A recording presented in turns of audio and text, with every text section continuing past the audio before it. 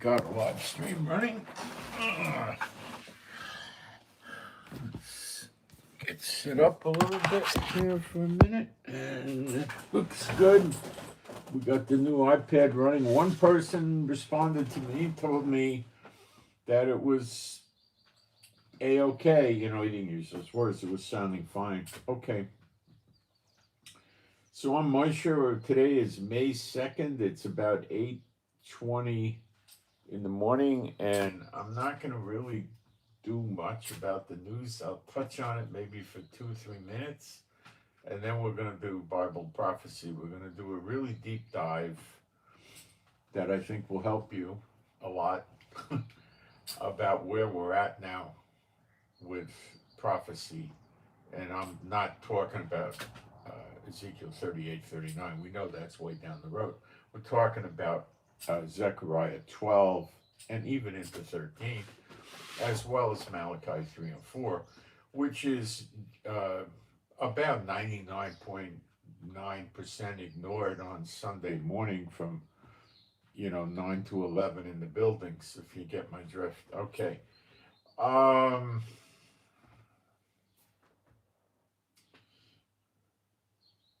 So I'm going to jump into the live stream and make sure we done got ourselves a live stream.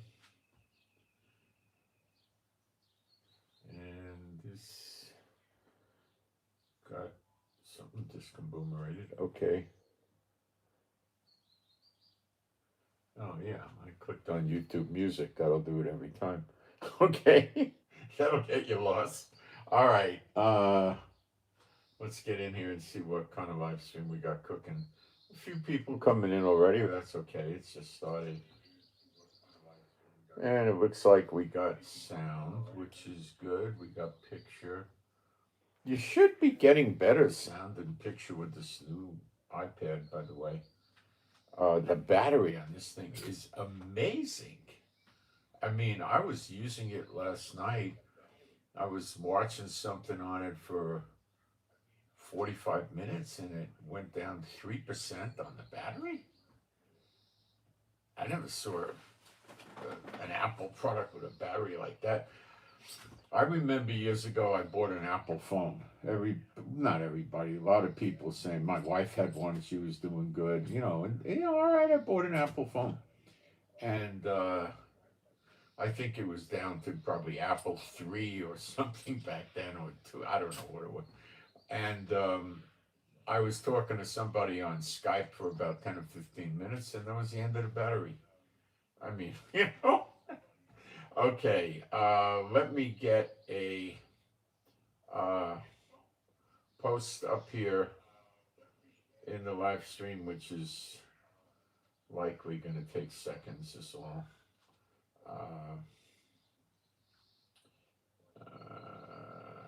Okay, I got to check for typos, that's all.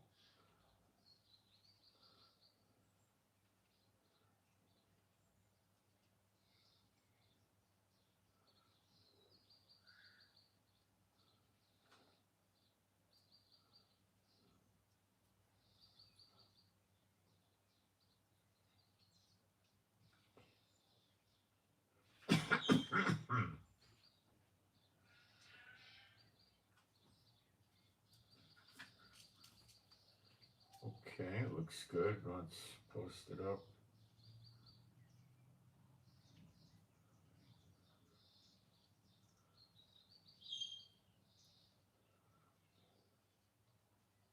I still haven't finished setting this whole thing up. I got all different kinds of apps with passwords I got to put in for different things. I think I did Amazon. I don't know. It's the only thing I really care about with this is that it does the broadcasts. That's what I'm really what it's for. And it is doing that, and it's working fine. Okay, so people are still coming in, and let me shut this off and we'll get started. Being a Bible believing site, I'm gonna do some praise, and I don't have any control if people join in or don't join in.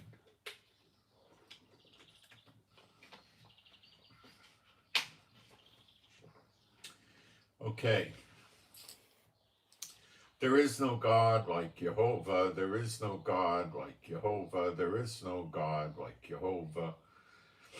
There is no God like Jehovah. There is no God like Jehovah. There is no God like Jehovah. There is no God like Jehovah.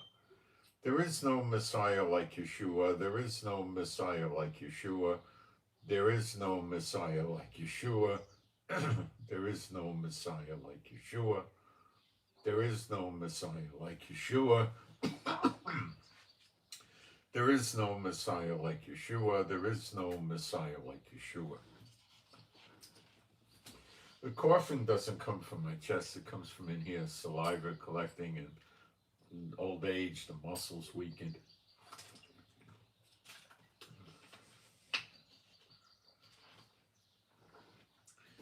This usually helps. If I didn't mind the carb load, I could walk around with sucking candy all day, but I don't want to walk around pumping carbs in all day.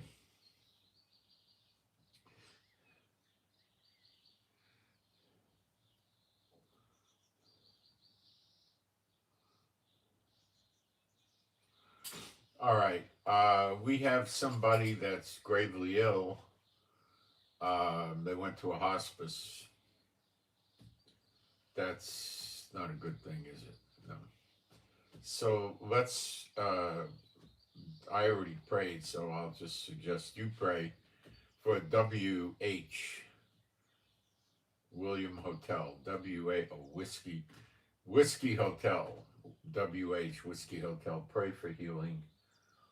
Person just went to a hospice, which means checkout time is coming. And, it's a grave disease, So, pray for healing for WH. Okay. The Iranians gave another proposal to Trump, which Trump wasn't interested in. Okay, he says, no, I'm not satisfied with that. Okay.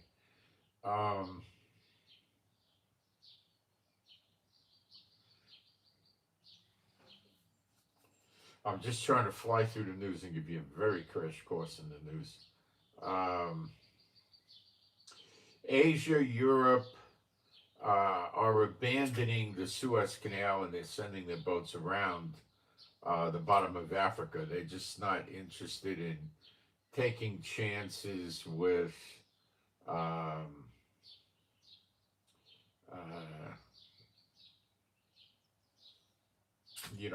Houthis.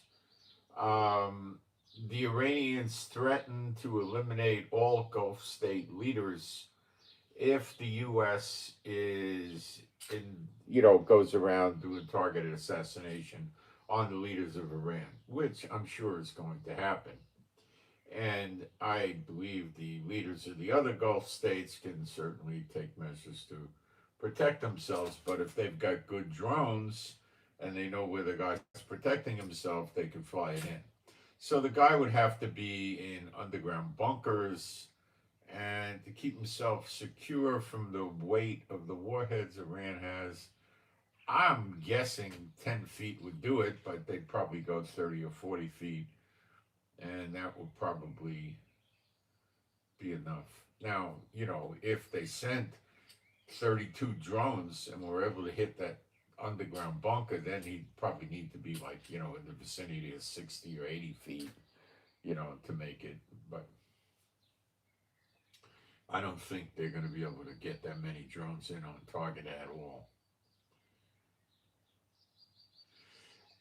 The war might cause food shortages in Africa, which is a sign of birth pang famine in Matthew 24, right?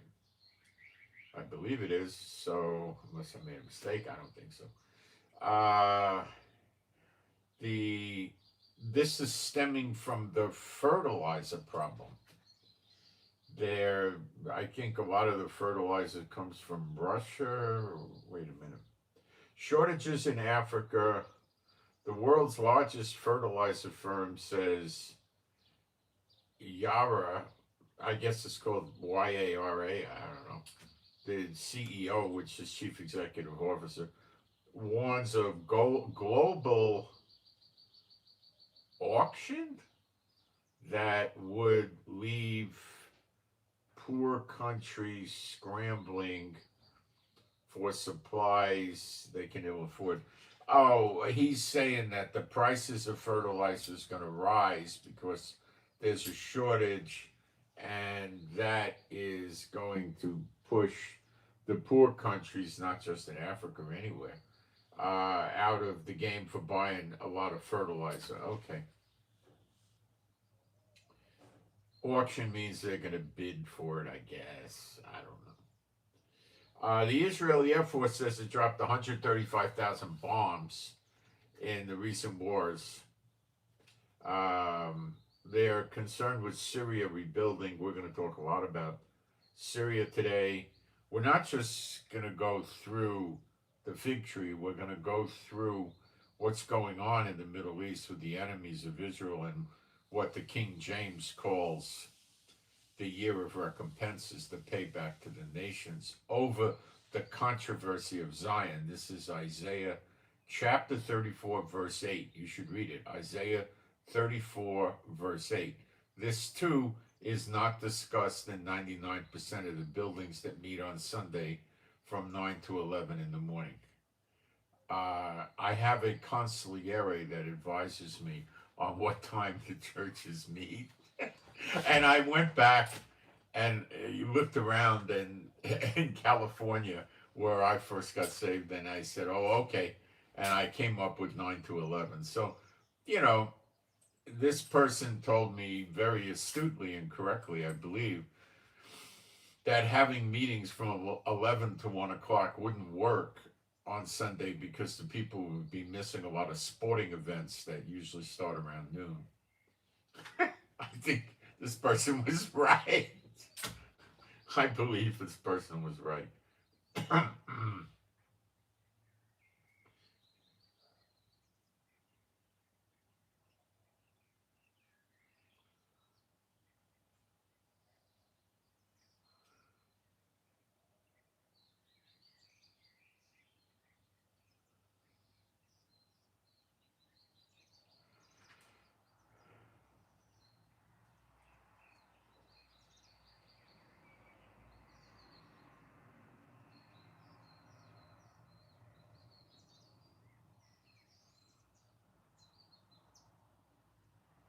um,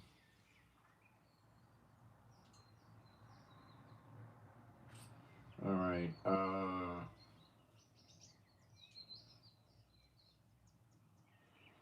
The U.S. is warning shippers they could be sanctioned if they pay Iran to pass through the Straits of Hormuz. Um, so America is calling itself uh, the the sheriff of the world and is punishing, um, anybody that cooperates with Iran. Well, I'm not going to oppose it because it works to the benefit of Israel, but um, a lot of nations, I'm sure, are grievously offended by America taking a role like this that they've never appointed America to. The other nations never gave America any power like this. Um,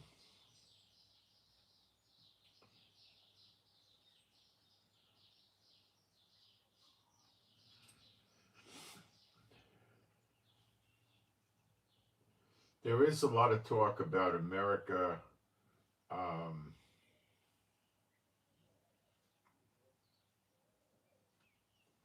running their weapons supply down, although they deny it. But what would you expect them to do?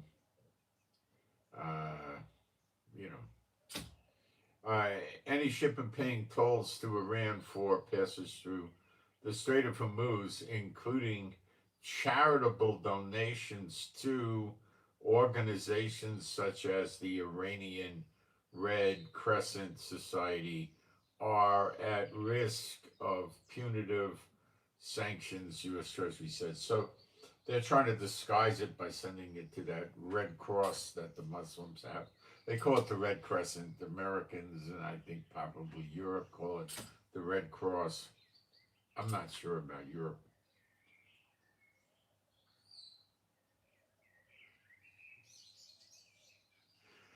So if America keeps draining their weapon supply, and it looks like they're getting ready to do that again, could that be part of the snare? And I think it's Jeremiah 50, verse 24, or 51:24. Yes, it could be part of the snare. China and Russia are watching that very, very carefully. Very, very carefully. And it is real because they just told Europe they're delaying the delivery of weapons to Europe. But they just approved $6.5 or $8.5 billion weapons sale to American allies and Israel. So probably the Gulf states. And they're probably not delaying the shipment of that at all. See, we're working into prophecy gently here now. The Pentagon is diverting weapons from allies in Asia and Europe, moving them to the Middle East. And they are pressing Congress to approve a $1.45 trillion budget. This is not this is a budget. While defense firms warn funding gaps could delay production and leave the military unprepared. So the weapons manufacturers in the military, you don't hear much about it. You know who they are? You don't. I mean, you could look up some of them. You really don't know. You know where they make bombs? No, you don't know. You know where they make tanks? You know Westinghouse used to make tanks in Silicon Valley. You didn't know that, did you? No. You know. They keep that stuff really quiet. They only let the weapons companies get a certain percent. I think they're allowed to get about 16% profit. I don't know the exact number. It's probably changed over the years, but I don't think it's 20% or more. That would probably be the max. So they take the total, but there's a lot of expenses in there. So do the defense companies put in there their expenses, like their hunting lodge for the executives, their yacht for meditation for the executives, their various duplex apartments they have around the world for the executive. I don't think they put that stuff in there. They put it in as expense, so the executives are getting bodyguards in a lot of cases, armored Mercedes or American SUV, of course, $198,000. A lot of this stuff is going on. Okay, they have an executive dining room on the premise where the factory is. So if you're at least a heavy vice president, executive vice president, or something like that, you could go eat in the executive dining room. Say they got a chef making $135,000 a year doing one meal a day. Coming in there, and they got this stuff going on.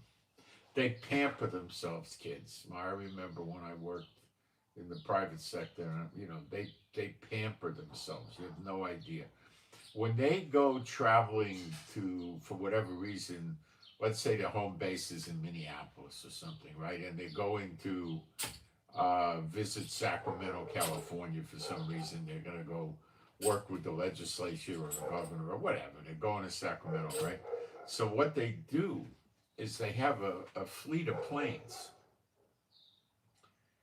Okay, I was a little familiar with Coca-Cola. They had something called, they probably do today, Coca-Cola Aviation. They had a fleet. They had, I don't know, a half a dozen planes or something like that. They had like a command center to control the planes. They had stewardesses. They'd hire women that didn't want to work for the airlines anymore, and they'd give them the work as a stewardess to pamper their guys on the plane, right? Then they had other people, I don't know what they called them, they'd send them a day early or 2 days early, really, to the hotel room that they were going to stay in, which would be a suite in a really nice hotel, right? So they would go there and they would come in early and they would bring their own sheets. And they'd probably travel with 4 or 5 huge suitcases. And they'd probably send 2 of them. They would bring their own towels and their own sheets. They probably brought their own pillows. And they didn't bring a mattress. So they would take the sheets off the bed and they would put the new sheets, their sheets, on the bed. Okay? You never know if the hotel really changes the sheets, do you? No. And do they change the blankets? No. You're using the same blanket the other people used, right? Okay, so what do? They bring their own blankets for the guy, the executives, right? And they got their own towels. And then they bring whatever the guy wants, aftershave or cologne or, toothpaste, whatever, whatever the guy uses in the bathroom, they bring, right? And they bring his wardrobe, I think, goes with him. They don't bring the wardrobe. And sometimes they go in 2 days early. They'll clean the place the first day. Now, what are they doing when they clean? What's really going on? The people that were there before them could have been sick. They got a cold, a flu, or COVID or something, and they spread their germs all over the place. So the people that come in put gloves on, and they take insecticide cleaning products that are going to kill 99.5% of all the germs or something like that, right? I don't think you can kill 100% with anything unless you're gonna burn the place. Yeah, if you took a blowtorch to the nightstand, you went, shh, yeah, you'd kill everything, but you would kill the furniture and have a fire. So they put these insecticide products on all the furniture, anything that the guy's likely to touch, okay? They probably spray it under the bed too, they'll spray it on anything in the room the guy would touch, not just doorknobs, drawers, countertops. They'll spray it in the drawers, okay? Spray it all over the bathroom floor, the bathtub, the tiles on the wall, the bathtub, the toilet, everything. They just disinfect the place completely. Then, of course, they're going to air it out, right? Are they going to disinfect the ceiling? It depends on the psychotic episode of the executive. If they really wanted to disinfect the hotel suite, they would put the spray on some sort of rags on a mop and put it up and do the ceiling. Or stand on a chair and spray it. That might work, and wipe it off somehow. But yeah, because it collects up there. It also collects in the air ducts. Now, I don't know how thorough they are. They probably don't do that. They probably just take it to the point of touching, all the furniture in the room, the doorknobs. Yeah. Now, I don't know if every chief executive does this. Some of them may not care, okay? But it does happen. And then it gets aired out thoroughly. Then the next day, the smell from the insecticides they used, is gone. They're also looking for cockroaches and things like that too, right? All that stuff is gone. Okay, so then they buy flowers.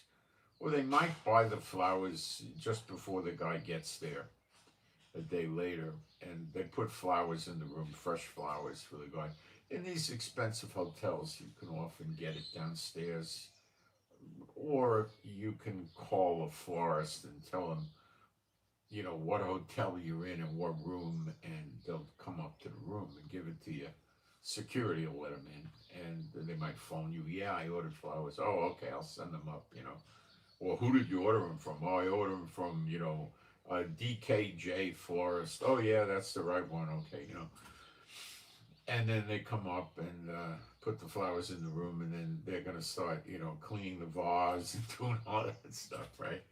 And the guy, they want to give the guy a chance.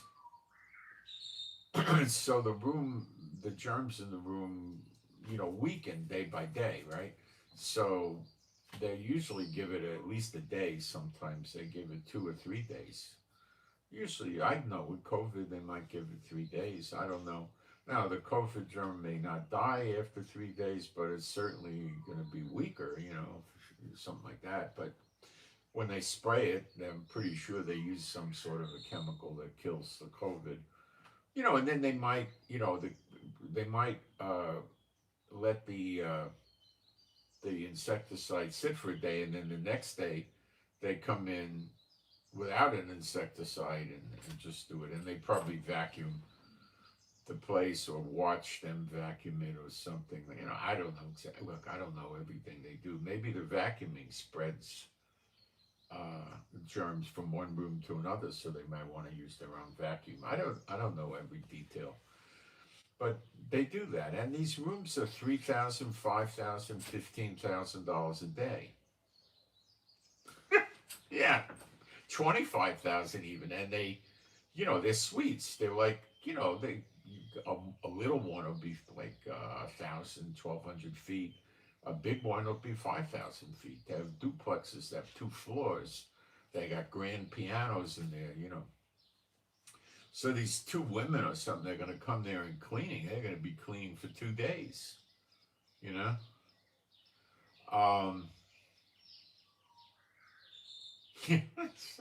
Then the guy comes, and then, now we got to talk about limousines. They got protocols when they'll hire 2 or 3 limousines, and the chairman of the board of the company is going to go in the first limousine, and the other one this and that. Now, they're probably going to get armored limousines. Not if they're defense industry or sensitive, they will. If the guy owns, 11 discotheques or something like that, he's probably not going to get an armored car or anything like that, If the guy manufactures wine or scotch or sells shoes, he's probably not going to get an armored car unless he's worried about a kidnapping. So, then they'll have bodyguards that most always will travel with them. If they got a problem with the guns, then they have to get a bodyguard. But today it's easier because if you got a retired cop from any place in the United States, he can carry concealed anywhere in the United States. So he has to be on the job, I think, 12 or 14 years. So they get guys that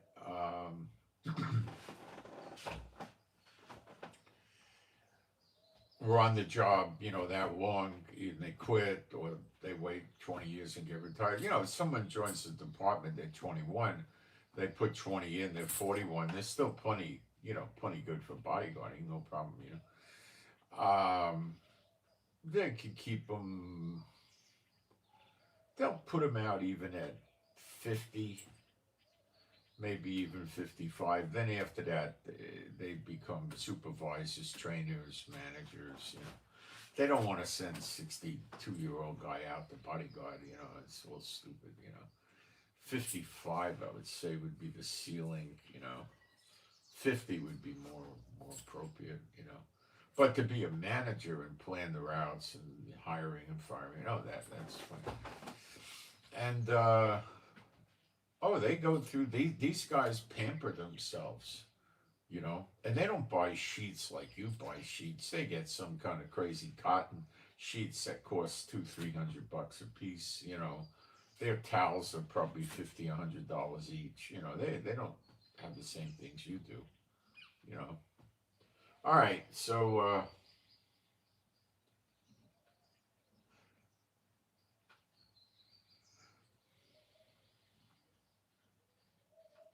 the Gaza flotilla activists are saying that the IDF troops violently attacked them.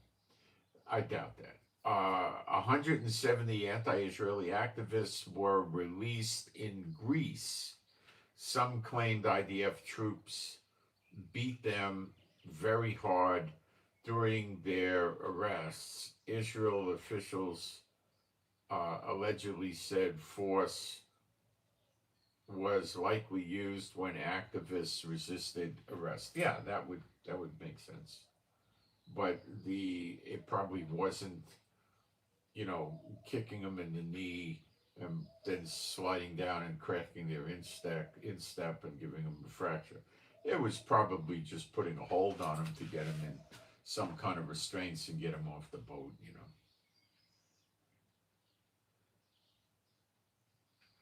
The U.S. believes that Iran has lost 4.8 billion in oil earnings due to the blockade. I have no reason to disbelieve that.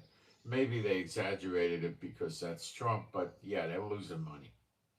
No doubt about it. Okay.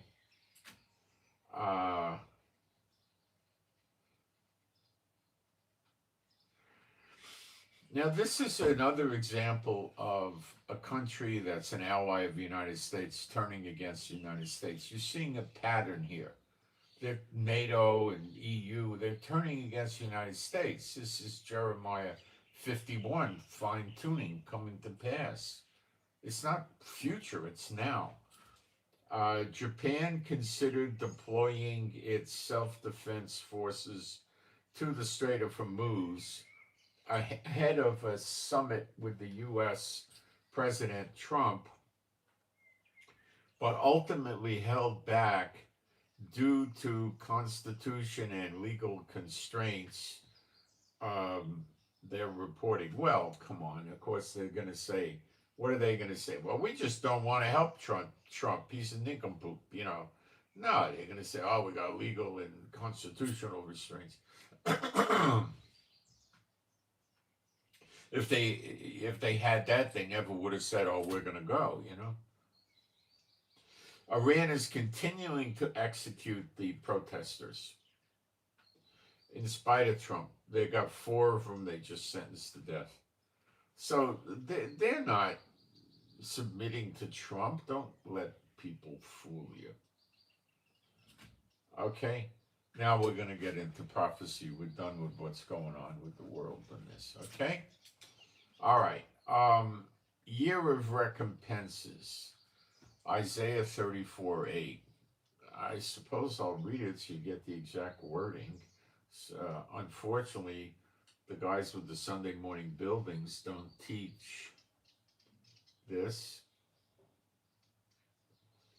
but your Bible does, so you best learn it. For it is the day of the Lord's vengeance. Okay? And the year of recompenses for the controversy of Zion. Okay. Now, there's a few things that need to be understood. Is the word for year of recompenses, the word recompenses means payback. In this case, I'm giving it back to you. You're reaping what you sowed in that genre. Okay? Now, the word for year is incorrectly translated by the the English translators have it all wrong. Okay, and I could understand why they have it all wrong, but it also appears to me to be an intentional mistranslation, okay, of which the King James is loaded with. And I mean loaded with. All right, and why do I use the King James? Because it's keyed to Strong's numbers, and that helps, and it's better than the other English translations. All of them. The 1611 King James is the King James, the more modern one. 1870-ish one. All right, it's the same thing. It's just modern. They modernized the English some. Is it basically the same as Wycliffe and Tyndale, 1300, 1500, respectively? Yeah. Yeah.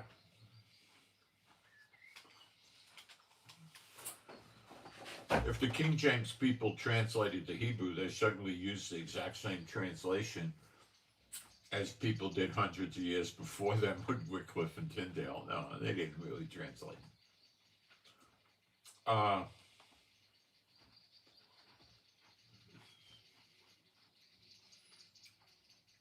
Did Wycliffe really translate? Well, he's 1300 or something. If he did a bad job, but probably, I don't know. He might have came out of the Latin on it or something. I don't know what they did. Not good. So, the word they use for year is shanat. I'm transliterating, all right? Shana means year in Hebrew. No doubt about it. Shanim is, Shana is singular for year, Shanim is years. Shanat does not mean years. Of course, it looks the same. They just said, oh, we'll call it years. We can fool the people. No. It's a prophetic period of time. Okay? Now, the Lord told me, and you could take it or leave it, August 10th, 2023, he said, we're in recompenses. And for a long time, I thought that they meant it was a year. And it wasn't. I never heard anybody discover this one before, but I would say, without a doubt, that the apostles, and they knew, you know. But this knowledge has long been buried, not lost, buried by the church with their phony publications and stuff. You're not going to get a so-called Christian publishing house to publish anything that contradicts the Bible. The Bible, that contradicts the teachings of the church world, because they're going to tell everybody not to buy from this publishing company. And they'll go broke. So forget that, okay?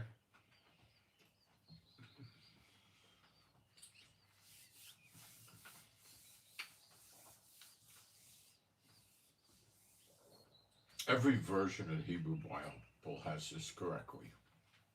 Do I think the ultra-Orthodox and the Orthodox rabbis know the difference? Sure. Do they teach it? No. Why do they want to teach it?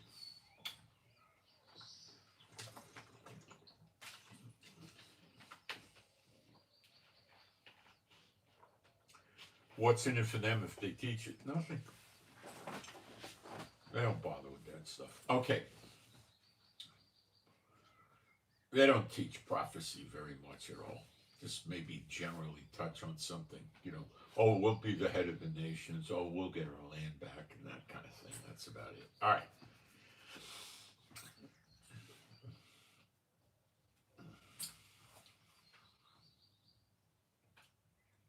Remember, they put their emphasis on the Talmud, which is an extra biblical book their people wrote, not the Bible. All right. So it's a period of time, okay? But he's punishing them with the controversy of Zion, all right? Now, this fits very comfortably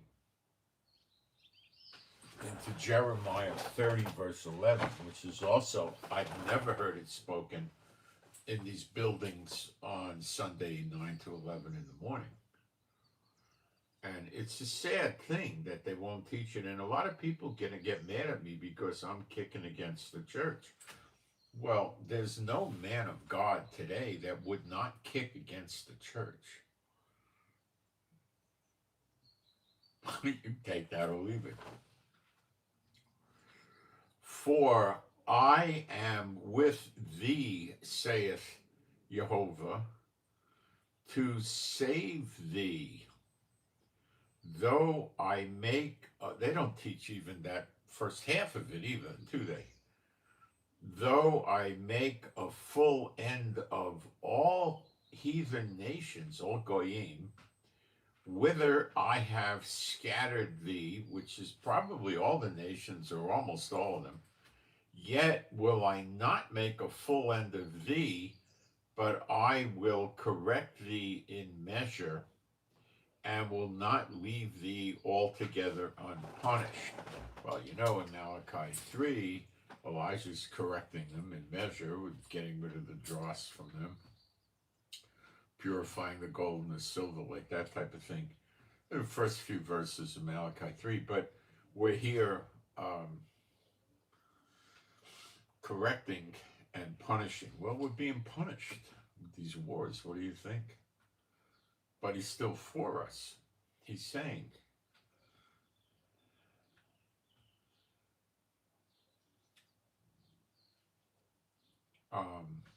for I am with thee to save thee, though I make a full end of all the heathen nations. Well, he doesn't make a full end of all the people. But now let's move up a few verses.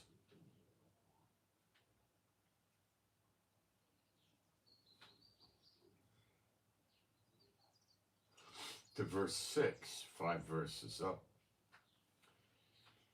And ask ye now and see. No, that's not the right verse. It's 7. Yeah. All right, we'll read 6 anyway. Ask you now and see whether a man doth travail. Now, the travail is the actual giving birth process. That's what that word is. That's like in modern TV medical jargon.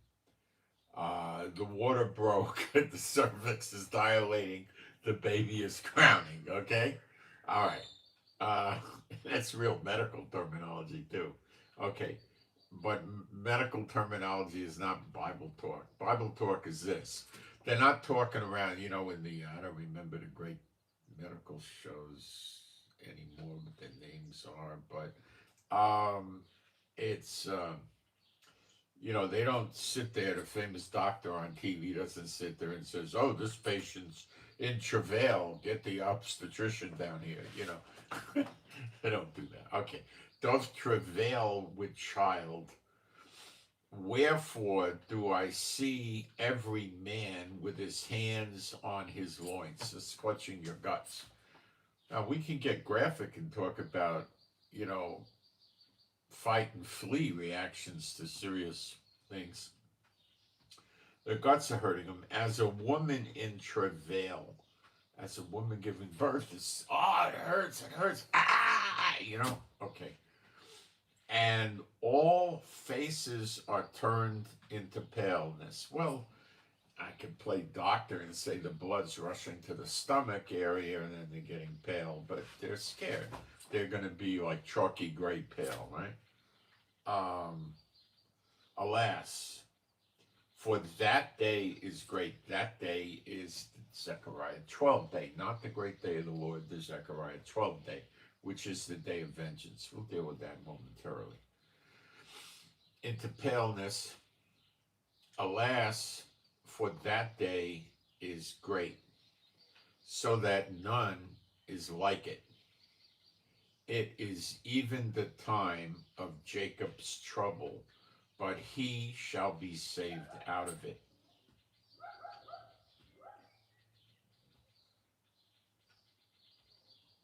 For it shall come to pass in that day, saith the Lord of hosts, that I will break his yoke from off thy neck, and will burst thy bonds, and strangers shall no more serve them of him. But they shall serve Jehovah Elohim, and David their king, whom I will raise up unto them. That's the anointed prince doing the sacrifices in the next temple. You can read this in Ezekiel chapter 45. It's in the Bible. I can't go off on all these side trails because we'll be here till the sun's down. But the problem is I can't go that long. Neither can you. You wouldn't be able to absorb it all. Okay. So this is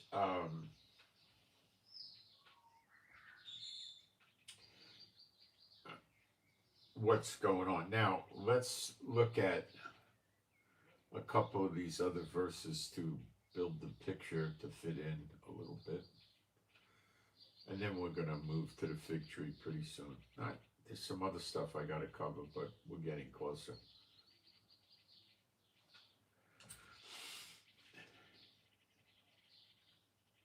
So it's recompenses for the controversy of Zion, okay?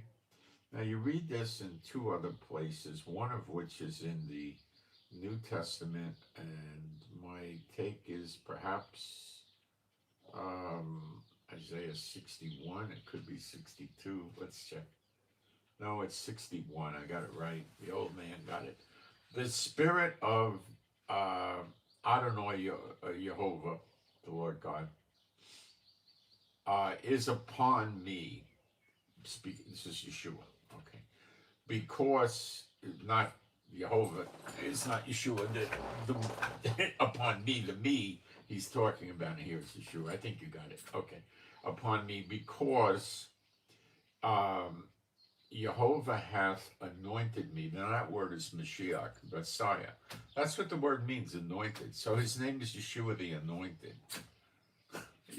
Okay. It's not like, Trump, Donald Trump, his last name is Trump.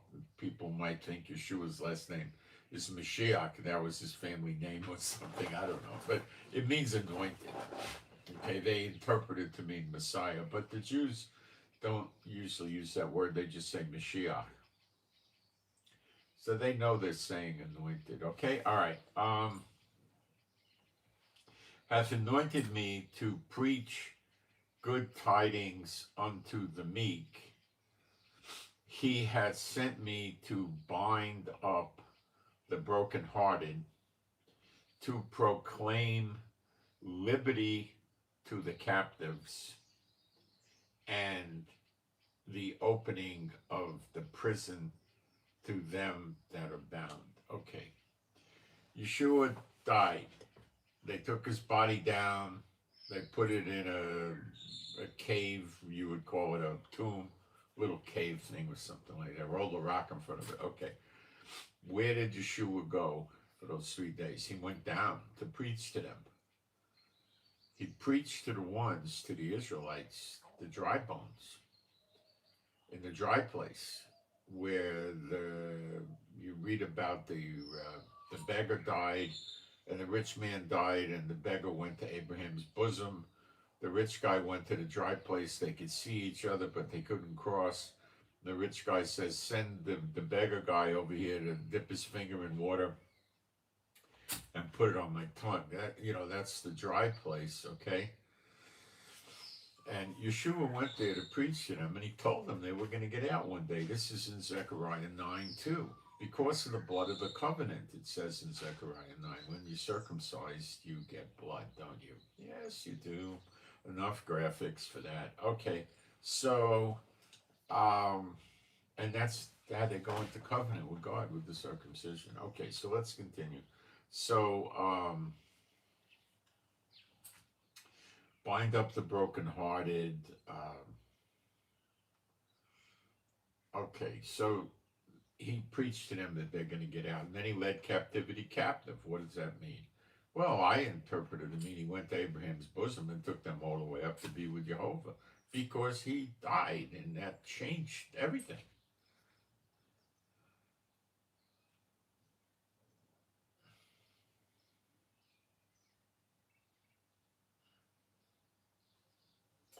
Remember he said, don't touch me, or something, I haven't been with my father yet?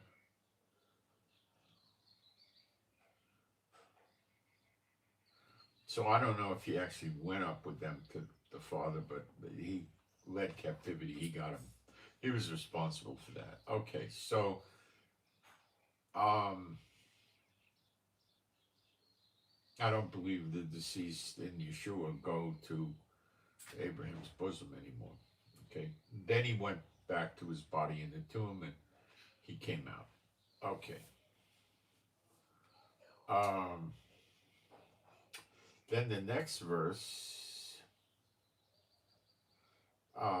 that's the opening of the prison to them that are bound. Now, why did some of the Israelites wind up getting delivered out of there, or they will be? Because God stopped up their ears and closed up their eyes, lest they turn to Him and be healed and escape the punishment. What they did was so evil, killing the Messiah, that He gave them the 2,000-year punishment, which is found in Hosea 6:1 and 2.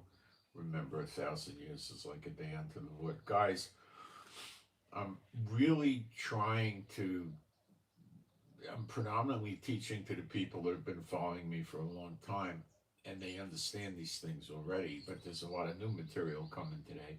But um, I'm not able to do this in one shot, teach people that are hearing these things for the first time. I can do some of them with you, but not all of them. It'd be a 10-hour, 12-hour Bible study, and that's too much. Okay, so the next one I think is Isaiah 60. Oh no, I didn't finish this one. Let's finish. Wait. Uh, to proclaim the acceptable, this is verse 2, to proclaim the acceptable year of the Lord and the day of vengeance, the acceptable year, the pleasant year. This is redemption. It's not your Jubilee year, because your Jubilee year is not tied to the day of vengeance. There's no scripture to base that on at all, not even close. Okay? So this is speaking of redemption, the acceptable year of Jehovah. And because it's like a Jubilee year. Like it, but not the same. By far, not the same. And the day of vengeance of our God, to comfort all that mourn. Now, that's right out of Zechariah 12, 13, Zechariah 12, verse 10, 11, 12, 13, 14. Right out of there, basically. To appoint unto them that mourn in Zion, to give unto them beauty for ashes. Remember, we read that there's going to be a lot of believers in Zechariah 12 in Jerusalem. Okay, Zion, Jerusalem, that's the mountain in Jerusalem.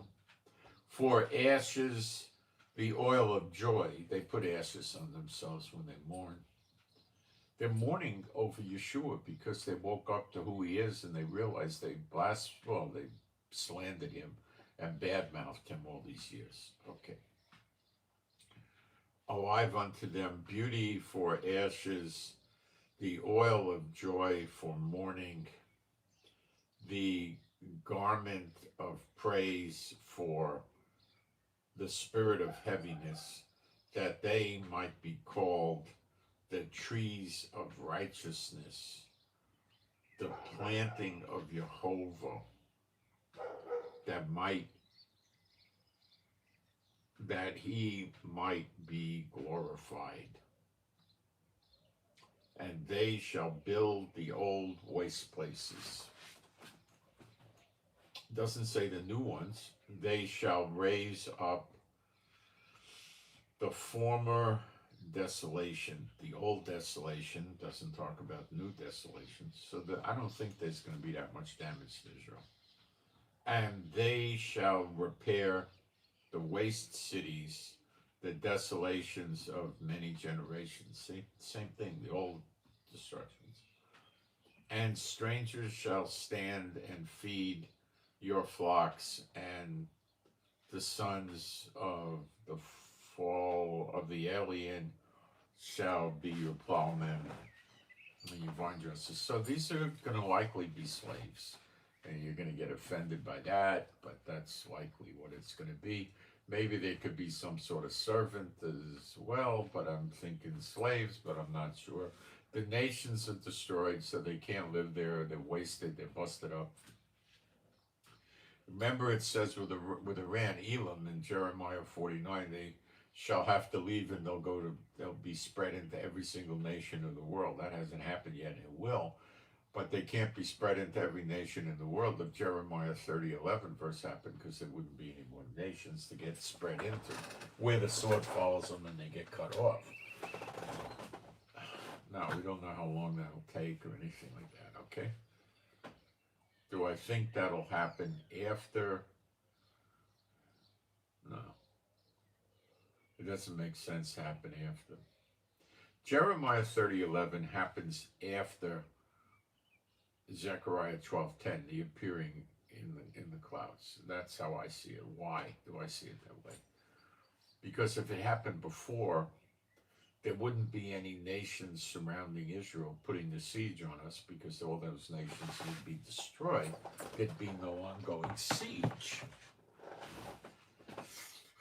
So then the two witnesses would have nobody to burn up in Zechariah 12:6, because there wouldn't be anything there, so it doesn't make sense.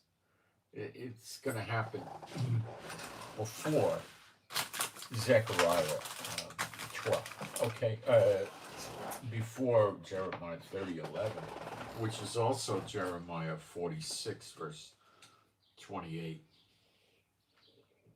All right, we get this again, and I think 63 Isaiah, or it could be 64. Let's see. Isaiah 63 sounds about right. Let's take a look.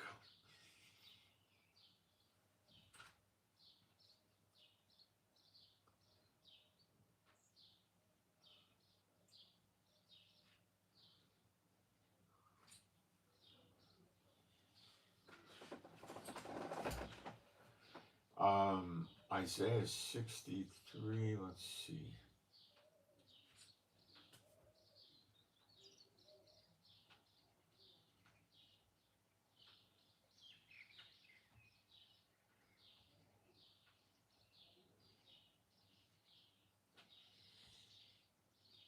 Now this is, well, I don't want to get on side topics. Let's just stay with this, okay.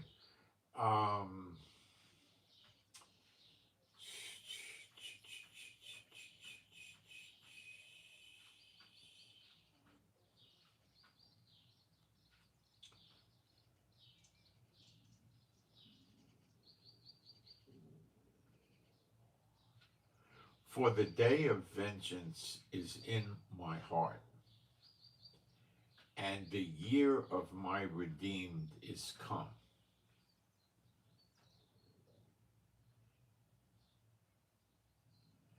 So the day of vengeance is in my heart, and the year of my redeemed is come. So it's talking about redemption year associated with the day of vengeance. And the day of vengeance is also associated with the year of recompenses in Isaiah 34, verse 8. So it appears to me that the transition day from the time of recompenses into redemption has a day in the middle of that, and I believe this to be a yom, a 24-hour day, which is the day of vengeance, when the nations are destroyed and things like that, and that ends with a trumpet and the appearing of the Son of Man in the clouds. He appears in the clouds, seated on the right hand of God the Father, and both of them will appear. And that's the appearing, and that's when we get redemption, and we get what's called everlasting life. The word is olam. From now on into the future, it doesn't have a meaning of eternity. It doesn't mean you have eternal life. It means you have everlasting life. Very, very long lasting. Translation isn't as good as it should be. It's an indeterminate period of time, basically, but it's not the same as eternity. In Revelation, I think it's 21, it could be 22. When you're in New Jerusalem, it says there shall be no death there. That's because you're eating the tree of life and drinking the water of life, and that gives you everlasting life. When he got them kicked out of the garden, Adam and Eve, he said, let's get them out before they eat of the tree of life and live forever like us, because he didn't want them living forever in this fallen state. Okay, had they done that and lived forever before they fell, that might have been very different, because then we would be. Anyway, that's not what happened. Let's not speculate. Let's just go with what happened. Okay, so um,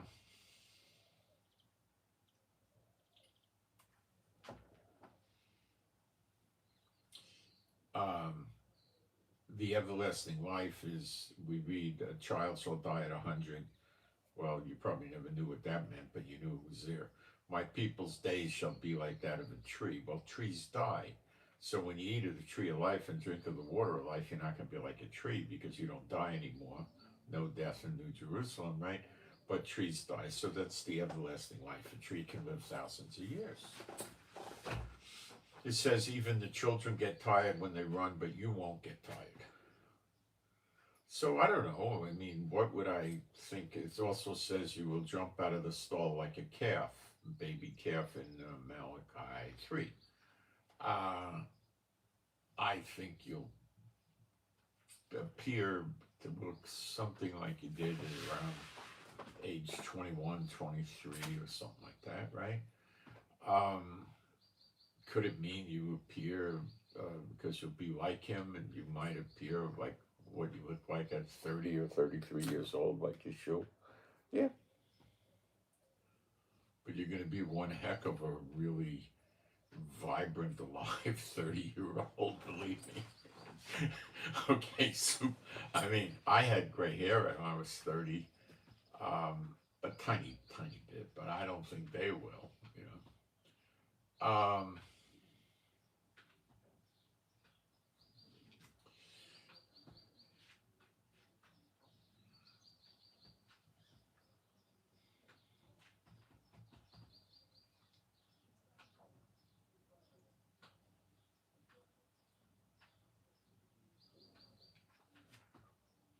So you'll be pretty strong and energetic, and you'll be completely different. You get a double portion. Eye has not seen, nor has ear heard what's going to happen. Okay, you don't know how good it's going to be. I don't know how good it's going to do. I mean, we're told a little bit. That's it. Okay.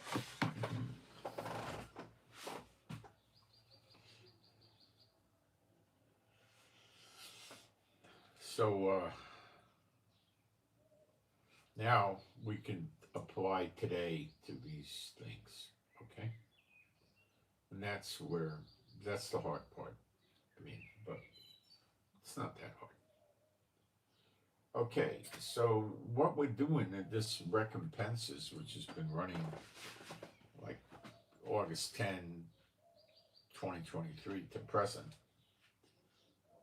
Let's see, what you'd be almost 3 years, right? 23, 24, 25. Yeah, it'd be August 3 years. So it's a little more than 2.5 years.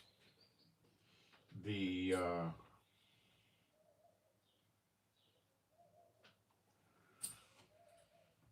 execute. Okay, I covered that. Let me erase it.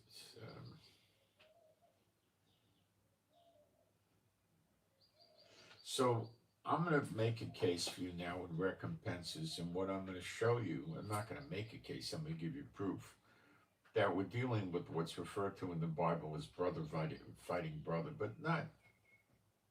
That's what it's like. Muslim killing Muslim, Arab killing Arab. Okay, here we go. The Iranians are killing their own population. I think they've killed about 100,000 protesters. Okay, that's brother fighting brother. Okay, they are our enemies. They're killing themselves, each other. In Gaza, we have militia fighting actively for many months against Hamas, killing them, and vice versa. So we have brother fighting brother. They're killing each other. Recompenses, payback for what they did, the controversy over Zion. You understanding? Okay.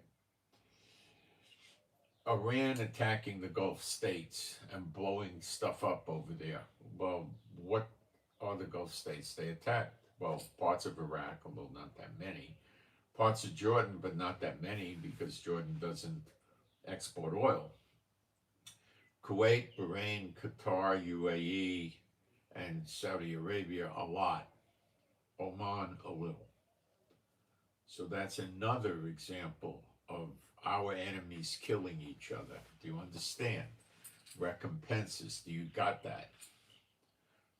Okay? They're attacking each other, bombing each other. All right. Now, these Gulf states haven't really come back against Iran. They're afraid to. But it doesn't matter. They're still killing brother against brother.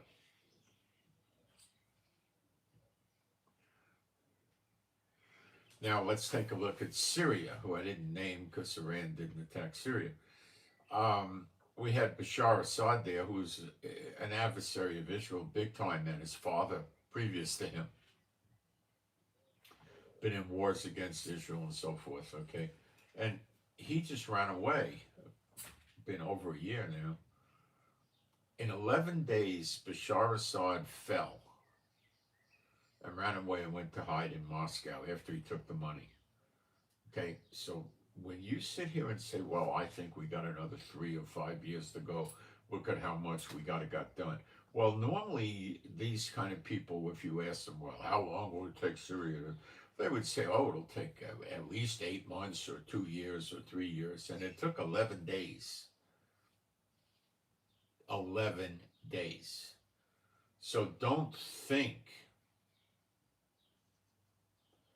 that you know how to predict God's timing like this. So don't go there. You're going to just trip over your own shoelaces. Don't do it. You don't know the day or the hour, so don't do that.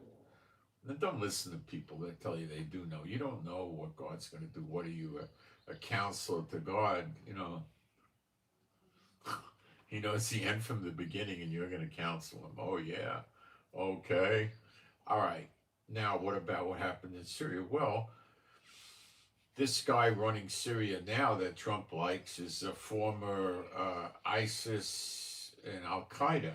So they're killing the Alawite Muslims. It's a sect of Mohammedanism. They're killing them.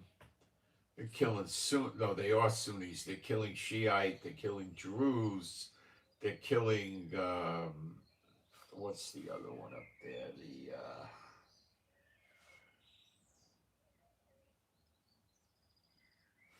I keep getting in my head the Kardashians. They're not Kardashians. The other ones up there, up around the oil fields. They're killing them. They're killing Muslims. They're killing Arabs. They're killing each other. You understand?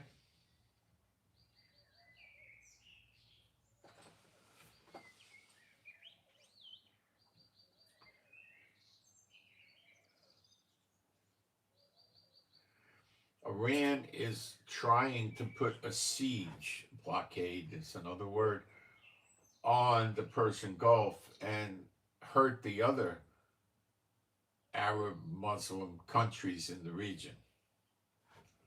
Again, year of recompenses for the controversy of Zion.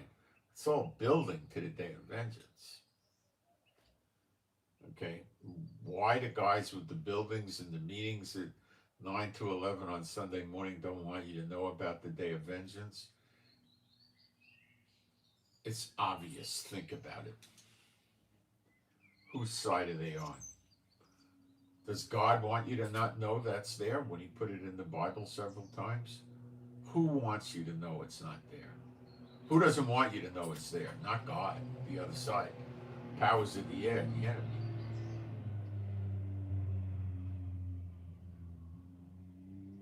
Satan, I'm saying. Okay, did I say it plain enough?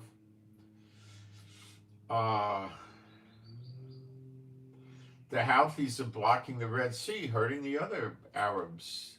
They're not doing it so much right now, but they really hurt Egypt, another Arab state, you know.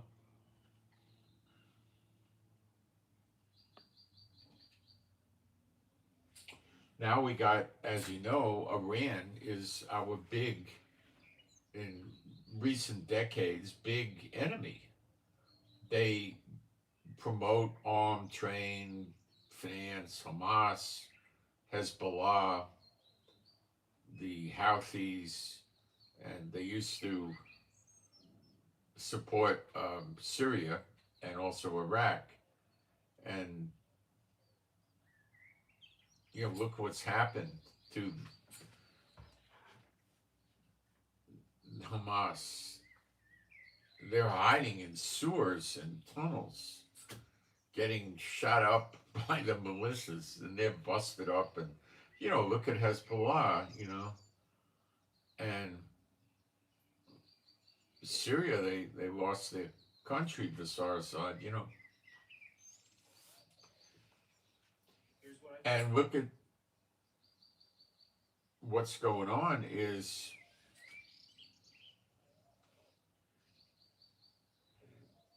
the nations are killing our big enemy, Iran, along with us. We're involved. And when we say nations, you say, what nations? Who are you talking about? Well, they're not joining in yet, but you'll see they do, because it says, Elam shall be destroyed by your enemies. We're right on track there, okay? All right.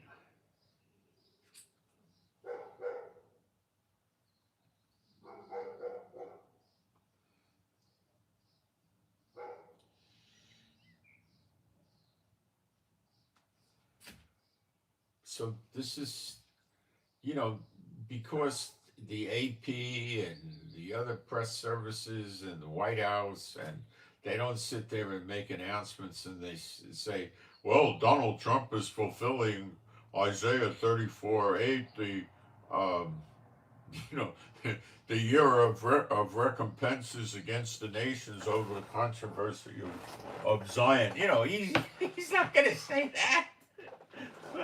That would lead to an assassination pronto tanto if he ever said something like that. But is the jerk actually doing it? Yeah. Does he see it? No, he's in his snare. What does he see? He sees black gold, Texas tea, oil.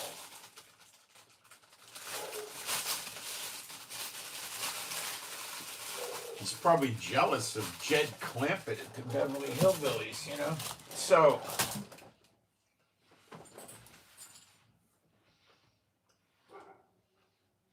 that's what Trump is going after, their oil.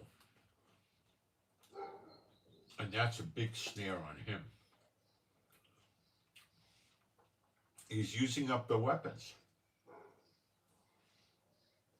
And America has.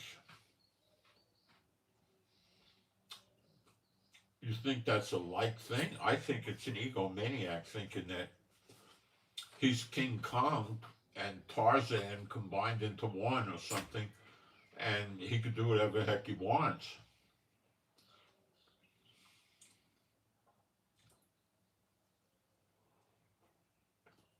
He's trying to win the Nobel Peace Prize. He's trying to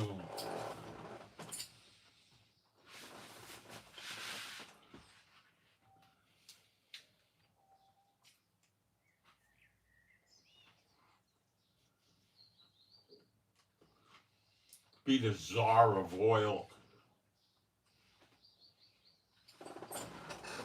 He wants to control the nations with oil, break China's back with oil. He's got Zelensky blowing up the Russian oil every time you turn around. I'll be back in a minute. Quick break.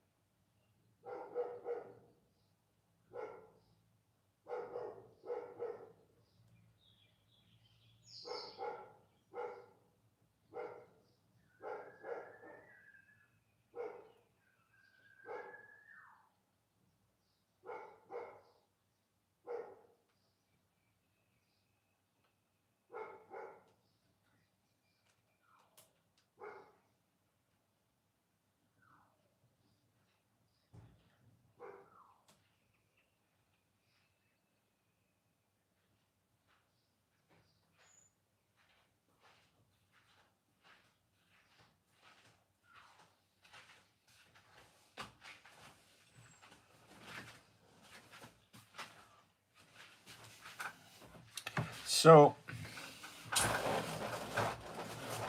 what I'm showing you is how close we are, okay, to redemption. Could it still run out 2 or 3 years? Well, we're going to cover this, okay?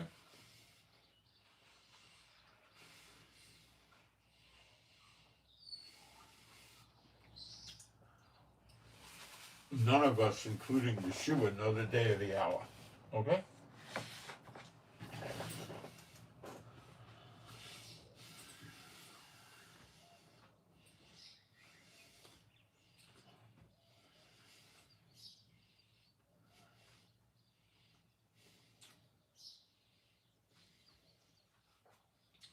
When Bashar Assad in Syria went in 11 days, by the way, the new Syrian thing, he's got a rotten background, but he don't attack us. Do we attack him? Well, after Bashar Assad left, I don't know how many hundreds of bombs we dropped. We blew his whole entire military structure up. And they threw Russia out as an ally of Bashar Assad for harboring him and everything else. Russia lost all their bases next door to Israel and stuff like that. So yeah, the guy is transactional, no less, by the way, but he's from, ISIS and Al Qaeda, he's a head chopper.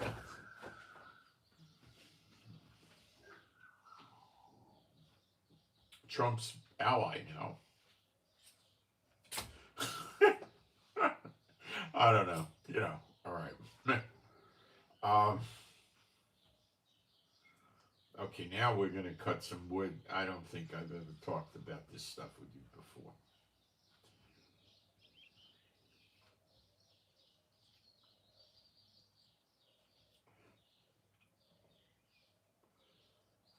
The fig tree. I want to get the verse.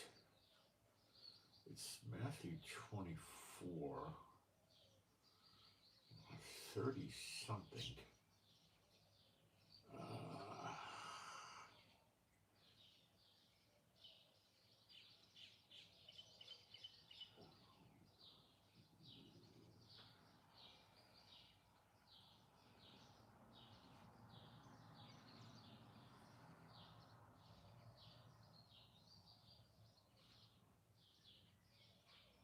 I'll find it. It's Matthew 24, maybe 37 or something. I'll get there. Hold on.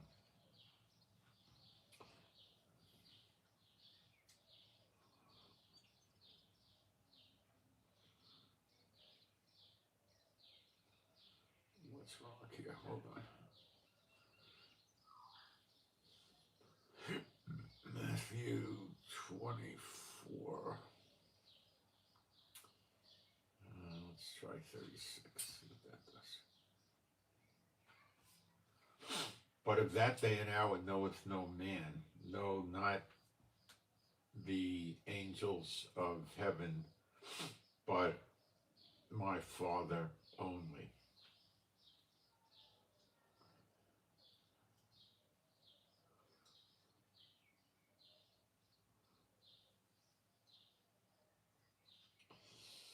So where are we? What verse? Now, okay, Matthew 24:32. Now learn a parable of the fig tree. So learn it. When his branch is yet tender. Okay, tender. Let us look that word up. Strong's number in the Greek, 527.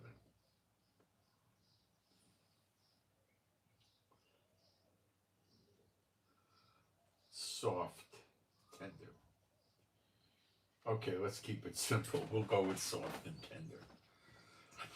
So when you walk by a fig tree and you look at it, do you know if it's soft and tender by eyeballing it? No. You touch it and you feel, oh, it's soft. It's not really hard.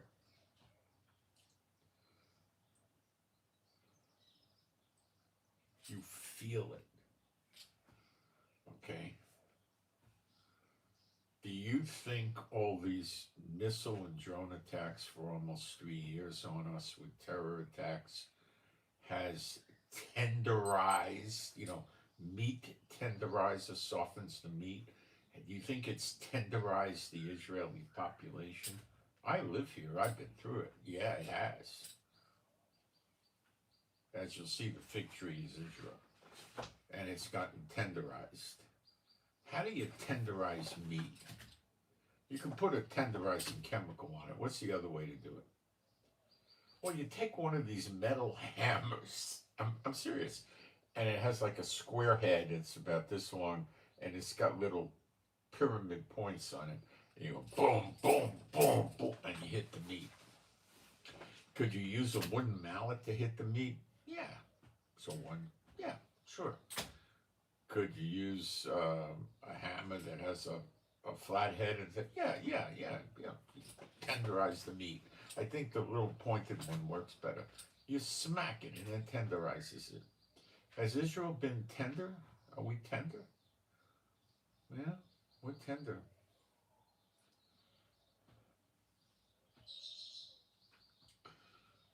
Did I make sense? Okay.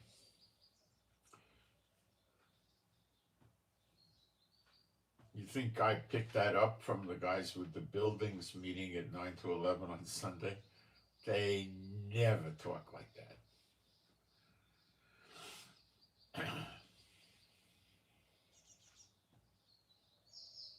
That I know of, I doubt they do.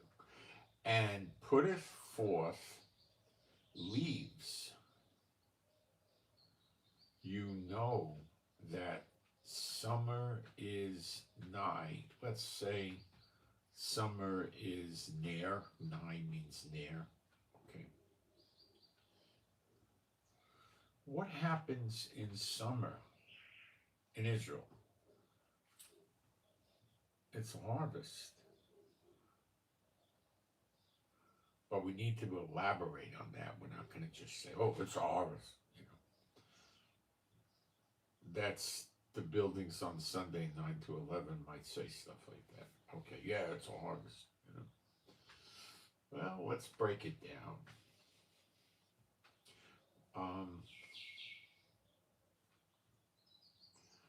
Spring. We're just coming out of spring. You hear me do the Popeye the Weatherman routine every day, right? And I'm Popeye the Tailman, the weather, Okay, so what happens in spring? You got Pesach, Passover, right?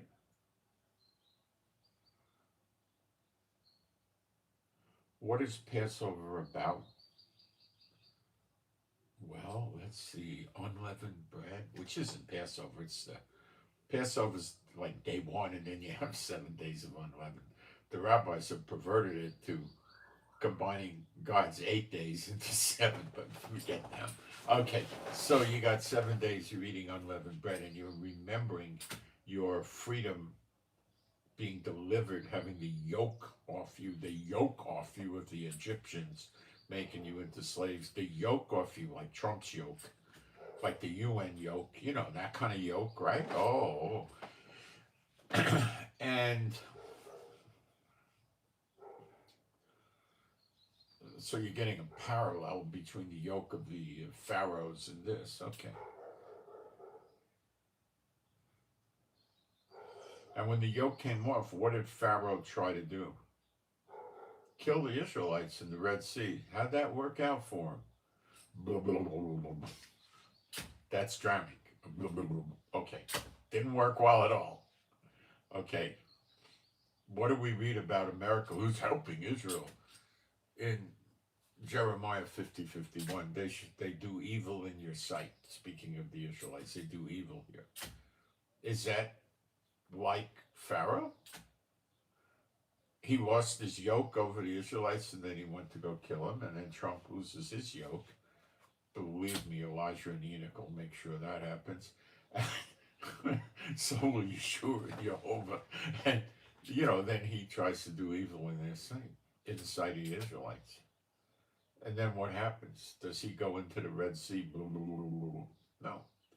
Jeremiah 50:51 happens. Isaiah 47 happens. The destruction of the daughter of Babylon. So this is taking us, these days here in Israel now, are taking us right to the point where the Babylon's going to be destroyed. Now, when Babylon's getting destroyed now, one of our people was told by the Lord, well, it must be maybe 3 months now, something like that. I didn't write it down. I guess about that. That the beginning of the destruction of the daughter of Babylon has begun. And I concur. Now, when you see Babylon start getting destroyed, America start getting destroyed, redemption's not like at the door. It's like, leaning on the door or something is right there in front of the door. Okay, all you got to do is God will open it and that's it. Okay. So the springtime, you do your Passover, you remember what happened in Egypt, okay? You don't have time to leaven your bread, so you just, and they did barley bread. The wheat wasn't ready for like 50 days later. It's the barley that was ready then. And we made barley bread here. Do I think it's good? Yeah, I'd eat it any day. It's really great. I mean, it's as good as wheat. It's different. But do I like wheat more than barley or barley? No, they're about equal. It's good, though. To me, they're about equal. I don't know about you. The food where I live in my part of Israel is not good. It's Arab food. It's simplex food. It's junky food.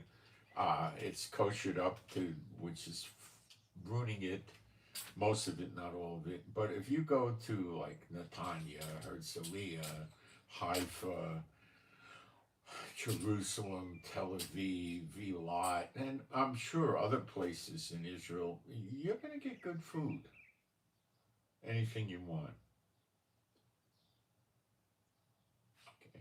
I have to make that point with you. In the rural areas, you don't get such great food. Okay. All right. And the variety is very limited. All right.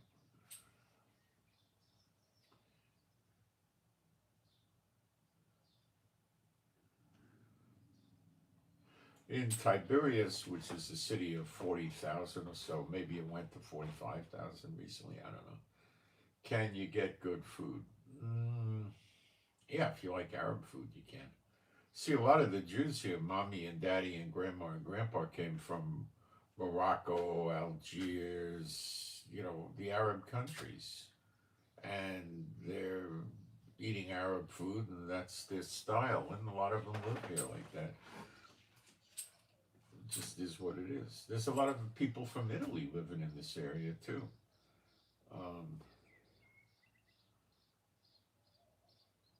Okay, so let's go on.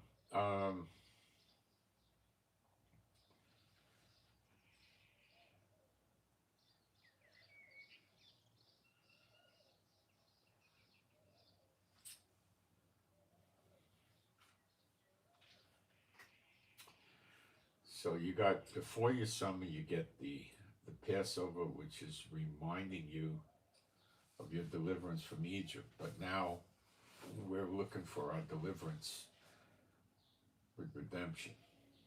So there's something going on there. It says that when we have our next great Exodus, we're not going to be talking about Moses' deliverance anymore because the next one was so great.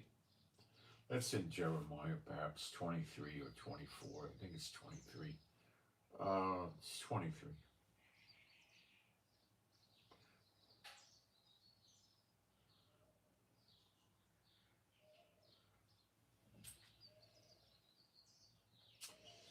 Then we get into the late spring, and we get into the wheat harvest. I think the churches call it Pentecost. And what does that do? Now remember, not everything is going to be spread out. It's been spread out already, okay? It's not going to all be in one day. Day of vengeance is going to be in one day. But let's get into this, okay? So but there's also the Shanat of recompenses, which is really a reap what you sow, or sort of a vengeance and payback, right? Sort of, maybe not the same thing, but it's kind of related. Okay, so what does this take us to? It takes us to the tares of the wheat. Didn't I do that yesterday, I think? Matthew 13. I didn't even know yesterday I was doing the setup for today. The Lord knew. I didn't know. Okay, so the tares in the wheat. The tares of the darnel. And the darnel has not good edible wheat in there. It has some black junk in there. If you eat it, you get spasmodic, and it's bitter. You wouldn't want to eat it. So the wheat grows, and it has food in there, the grain, the food, the meat, they call it, right? And then it's weighed down from bearing good fruit. It weighs down and bends. The darnel, the tares, doesn't have good fruit in there. It has this black bitter garbage that'll get you spasms, I believe, some junk like that. So it stands up straight like a Satan bot. Satan bot's evil, okay? But they're proud because they got a false proud there. They don't understand what's happening, so their proud is foolishness. Okay.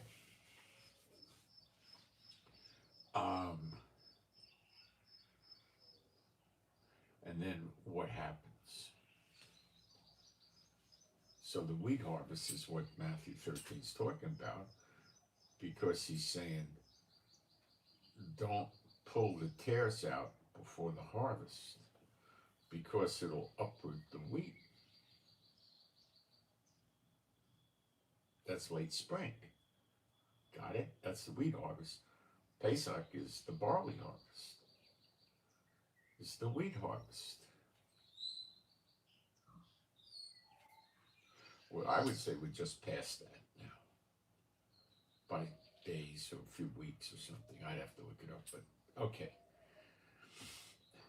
So what happens when the wheat is being harvested? The tares get yanked out,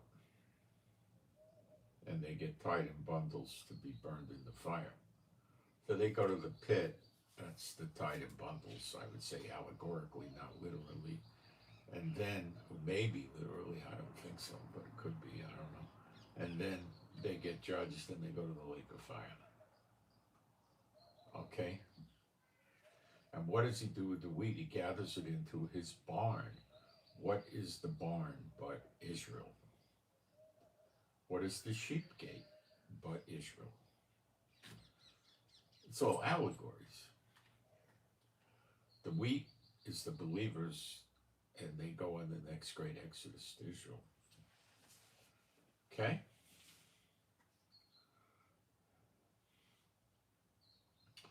Remember, the wicked go out first. In the buildings on Sunday between 9 and 11 in the morning, the good ones go out first in Schofield Darby rapture, which is a non-existent rapture. It's a fantasy lie. Okay, no, the wicked go out first. Okay? All right. Now we go to the summer. What is the Israel summer? If we were going to look on a American European calendar, what would we, well, June to August. June, July, August. Basically. Okay, now, that's your harvest. What are we harvesting there? Does everything go at the same day? Well, you're basically getting your figs, your grapes, your olives, that kind of stuff, right? Fruit.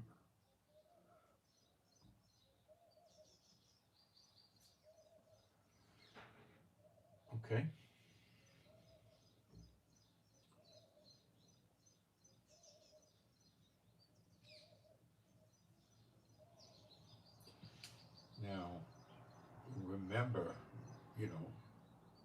fruit trees, remember, the tree that does not bear good fruit gets cut down and burned in the fire.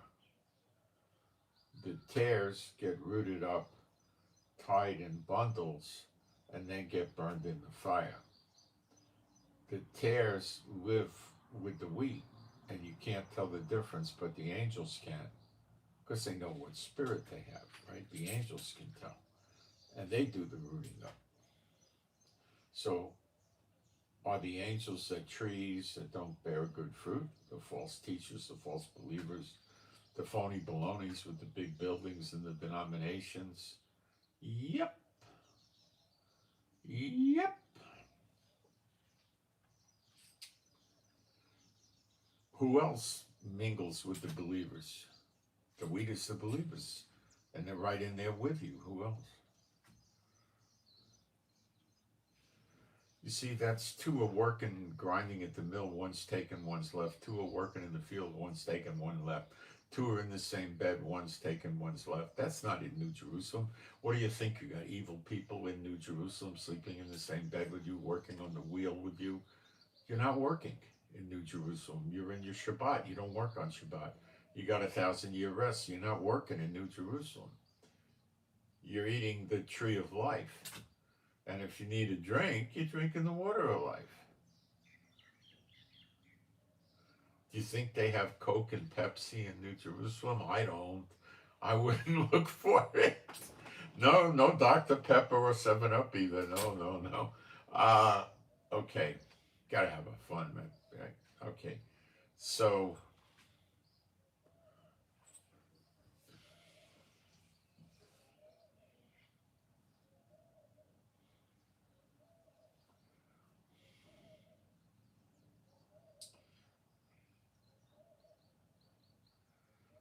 the summer's the last phase of the harvest. Everything is ripe, and it must be gathered quickly before it goes bad. When summer is over, the harvest is over, and I would believe the end of the harvest is the day of vengeance.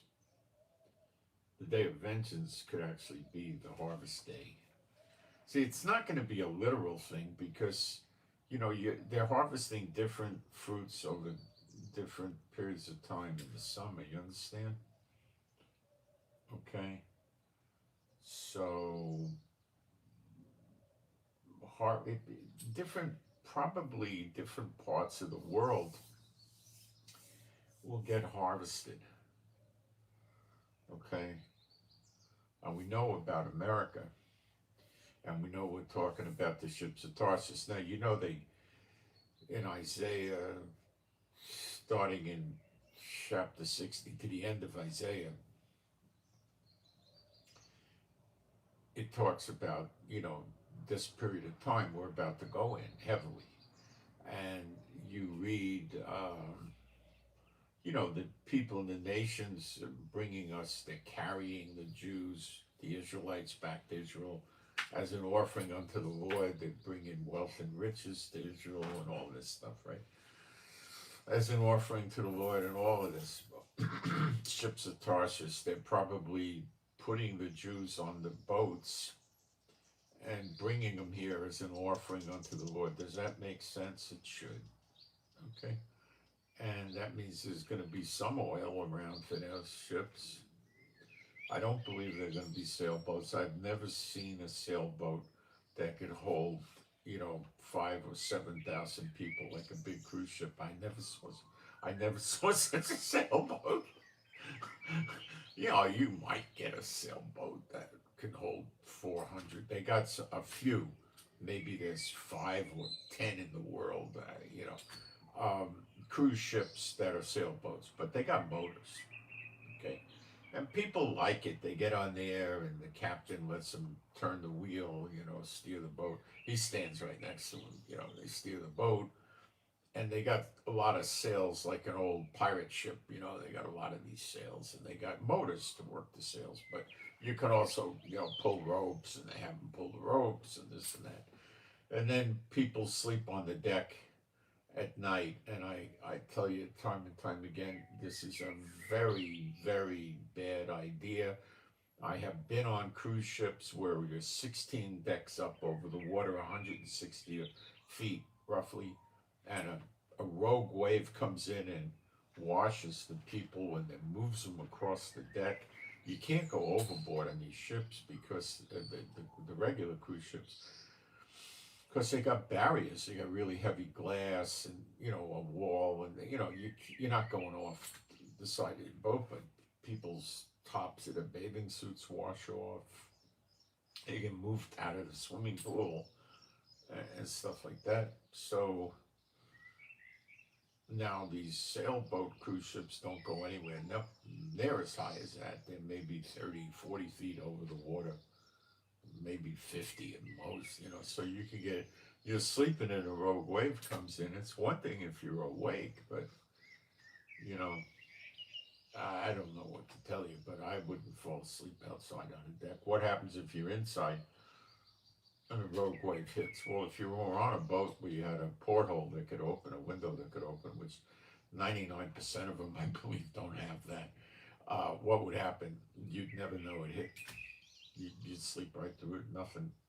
I mean, a big zero, What if you were on a cruise ship and the same thing happened? Well, there are ways you could jerry rig your door for your balcony to stay open, but it usually shuts your air conditioner. So, would people be sleeping with the door open? Not likely. Uh, no, but what if you left your bathing suit and other things out on your balcony? Well, they would probably get hit by water, and your bathing suit would be wet, and if you left sodas over there or something, they'd fall over. I mean, nothing.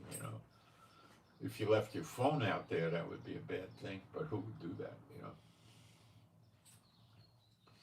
Okay.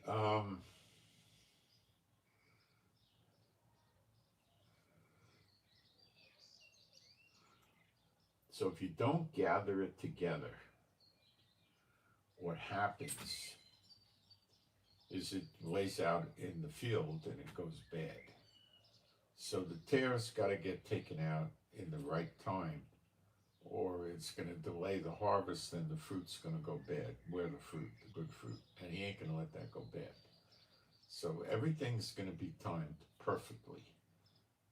But if you don't have faith, you're not going to get it. So we need to read Jeremiah 24 to establish that the fig tree is Israel. And I put it here someplace so I could read it clearly.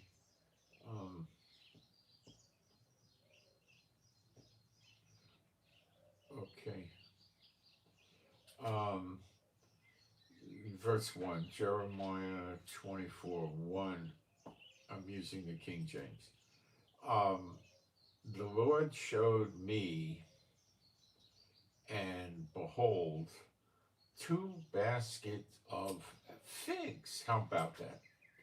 Were set before the temple of Jehovah after that Nebuchadnezzar, king of Babylon, had carried away captive Jeconiah, the son of Jehoiakim, king of Judah, and the princes of Judah, with the carpenters and smiths from Jerusalem, and had brought them unto Babylon.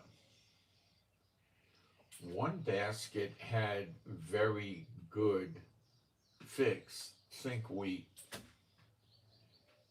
even, well, the believers, the good believers, okay, the true believers, even the figs that are first ripe, those are the fathers that were pleasing to the Lord. And the other basket had very naughty figs, which could not be eaten. They were so bad.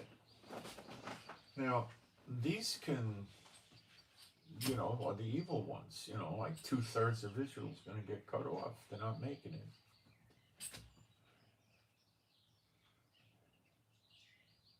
Are the 2/3 going to get cut off and go to the dry bones places and then come right back? I wouldn't plan on it.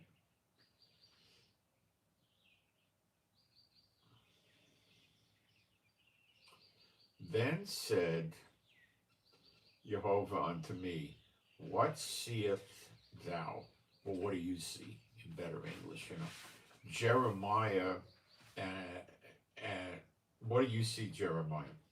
And I said, this is Jeremiah talking, figs, the good figs. So he's saying, I see figs, the good figs. Very good. They're very good. And the evil, very evil, that cannot be eaten. They are so evil. So the bitter isn't really a great descriptor. It probably is translated not so great. Evil is a much better the depiction of this evil. Again, the word of Jehovah came unto me, saying, thus saith Jehovah Elohim Yisrael, the God of Israel. Yet he's the God of Israel, yet they say, oh no, he's finished with Israel. Israel's never going to come back, and it's ridiculous. That's how they are. The Catholics are that way, and most of the denominations are that way. Not all of them, but most of them. Thus saith Jehovah, the God of Israel, like these good figs, so will I acknowledge them that are carried away captive of Judah, whom I have sent out of this place into the land of the Chaldeans for their good. Okay. So he was destroying Israel, and he told them to go to Babylon. They'd be treated well. They could raise children there. Don't worry about it. I'm with you. I'm going to take care of you. You're going to be okay there. You're not going to be slaves and working in 120-degree heat, blah, blah, blah. Okay, so not like Egypt, right? Okay. For I will set my eyes upon them for good. And now to put his eyes on them, it means he turns his face towards them. Where are the eyes? In the face, right? Okay. And I will bring them again to this land. And I will build them and not pull them down. And I will plant them and not pluck them up. Since 1948, we never left. And we never will. It says prophetically we never will when we come back. Came back in 48, never left. People could start saying, well, what about the Balfour of 1917? Isn't that true and stuff? I guess it is. They never left either. Okay.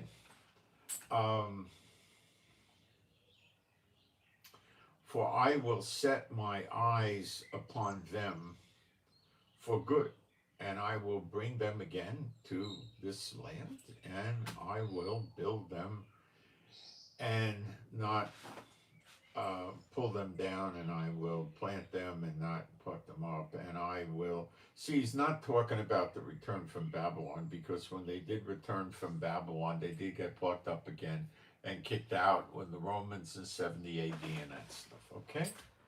All right, so that's why I'm saying that, if you don't understand. Now I'm in verse 7. And I will give them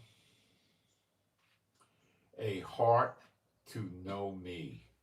Now that's Jeremiah 30:31. I will give them a new heart, a heart of flesh. They shall all know me. I will put the law in their heart. They shall know me. From the least to the greatest, they're not going to be running around saying, know the Lord. And I will give them a heart to know me. He's talking about our days, the days to come in the short future, right? That I am Jehovah, and they shall be my people, and I will be their God. For they shall return unto me with their whole heart. What? They're going to have a new heart, of course. Are we going to get a new heart? Yeah, I think so. Are you going to love it? Oh, yeah, you'll love it.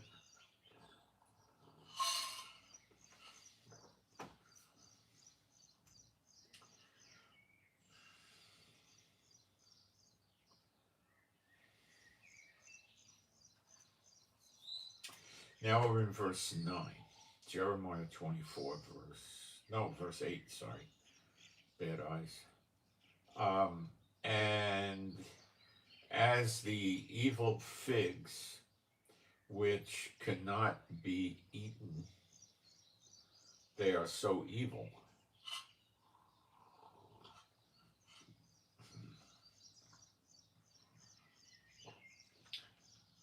See, the darnel that tears, you can't eat. It's evil. You get like spasmodic if you eat it. It's bitter, evil. It's like the figs.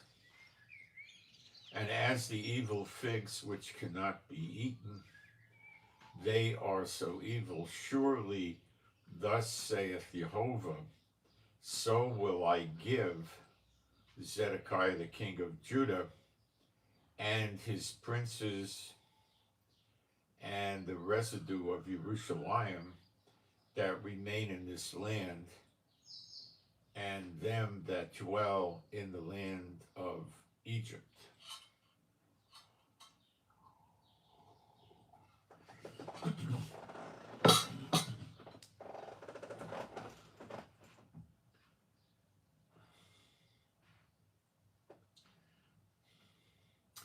And I will give them a heart to know me. No, we covered that. I'm sorry, now we're 8. The king of Judah and his princes and the residue of Jerusalem that remain in this land, and them that dwell in the land of Egypt. And I will deliver them to be removed into all the kingdoms of the earth for their hurt. That's your 70 AD, I believe. Because they were not in Egypt, they got scattered to Egypt. In Babylon, they got scattered into Babylon, and Rome, they took some to Rome, but then they got scattered all over the world. And they still are. And I will deliver them to be removed into all the kingdoms of the earth for their hurt, to be a reproach and a proverb, a taunt and a curse in all places whither I shall drive them.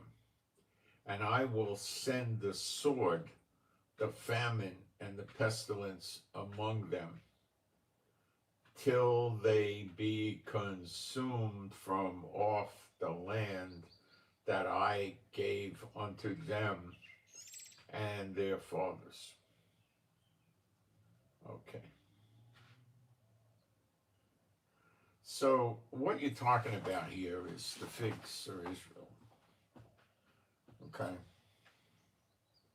So I wanted to make that point, which needed to be made. If you're going to do this right, man, I like doing things right as I know how anyway.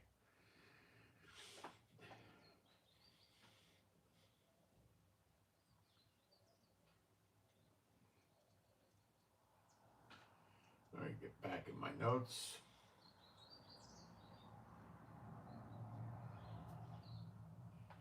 Oh, not in my notes.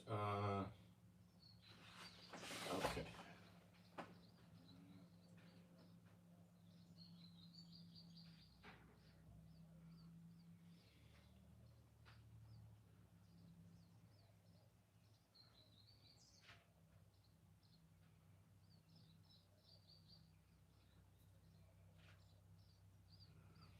So the wheat harvest precedes the summer harvest. The wheat is the believers.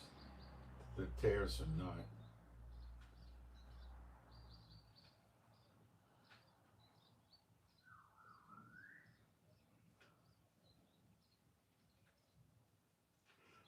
Um, Now we got Amos chapter 8, 1 and 2, King James.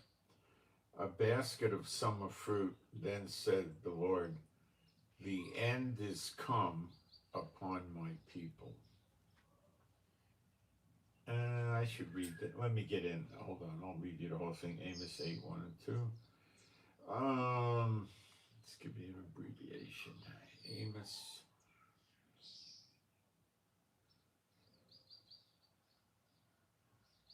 It's actually Amos. In English, it's Amos. It's Amos. Amos 8, 1. Thus hath Adonai Jehovah showed unto me, and behold, a basket of summer fruit. So it was harvested. If it's in the basket, it's not in the field, it was harvested, right? And he said, Amos, what seest thou? And I said, a basket of summer fruit.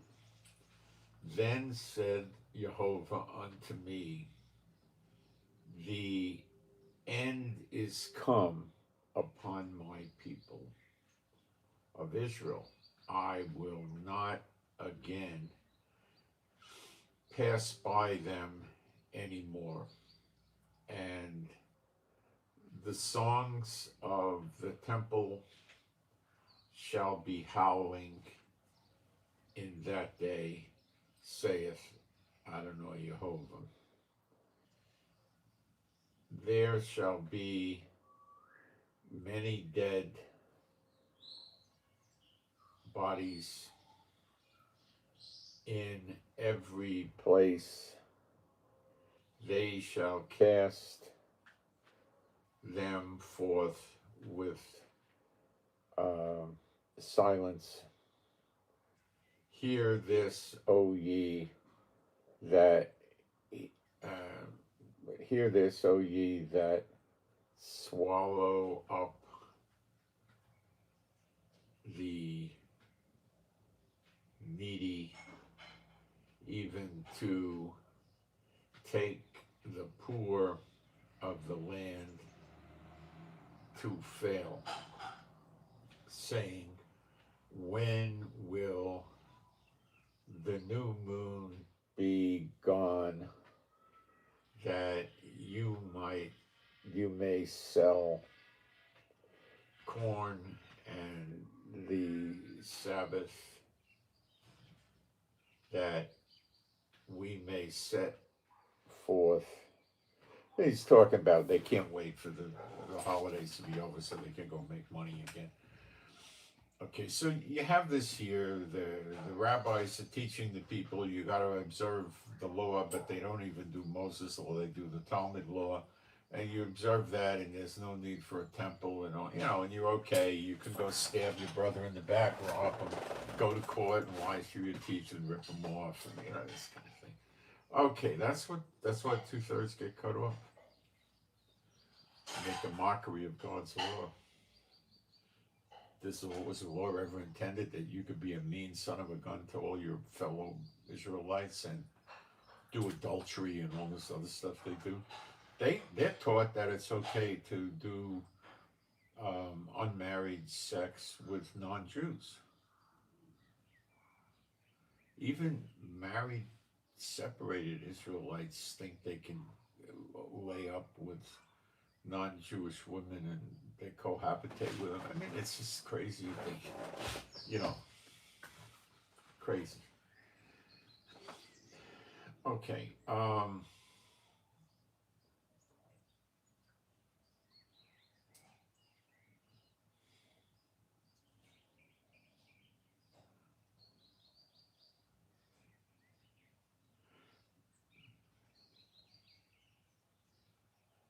So now learn a parable of the fig tree. When his branch is yet tender, that you have to know that's a touch thing. You can't visualize tender very easily. And putteth forth leaves. You know that summer is nigh. So likewise ye, when you shall see all these things, know that it is near, even at the doors. So the fig tree is tender. The war started 2.5 years ago plus, and that tenderized Israel, and you better believe that. It beat us.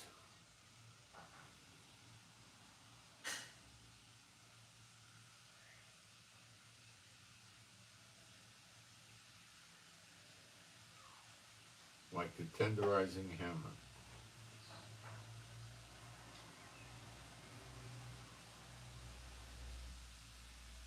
Now the leaves go forth. Now the tender, you visualize the leaves go forth. You see that too? You don't have to, I mean the tender you have to touch. The leaves you don't have to, you see it, you walk by, hey look, they got leaves. So that's a visible sign that we know redemption is coming when you see the leaves. What are the leaves? Those are the things that Yeshua told us to look for. Okay? To watch for. That's what we do. That's a lot of people don't understand that. It's very important.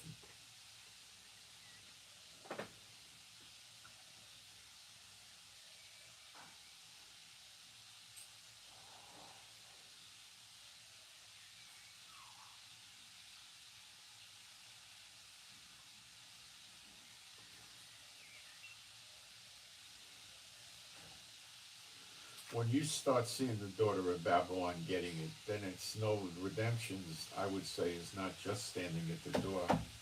It's knocking at the door to get you to open it. Look up, your redemption draweth nigh. Look up. Look, watch, look.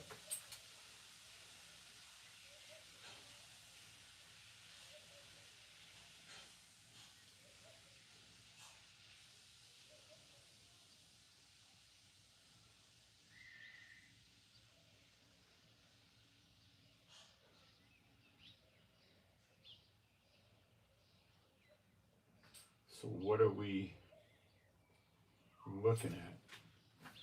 The siege, Zechariah 12 siege. Remember, the redemption, the appearing is in Zechariah 12:10. We're looking for that, okay? We basically got a siege going in the northern Lebanon. Iraq, Iranian-backed militias. Syria's got Iranian-backed militias. Not much of anything, but they're trying to attack us. They can't even get missiles to land in Israel, but they're trying.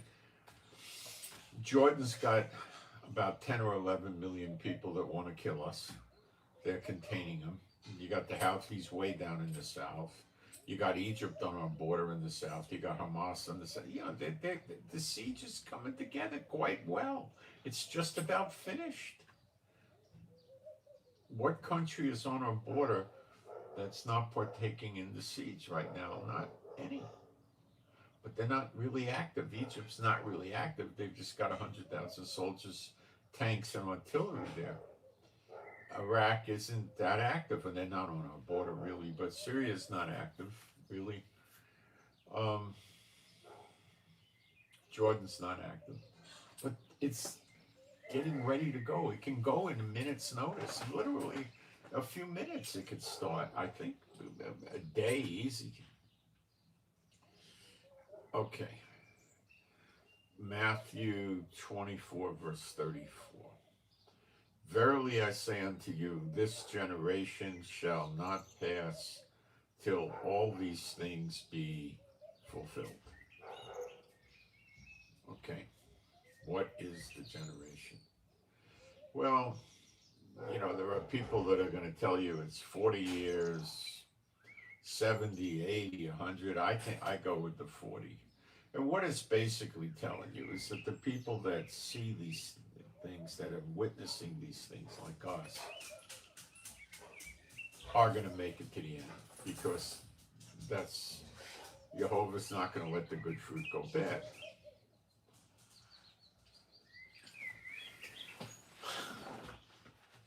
Hope that makes sense.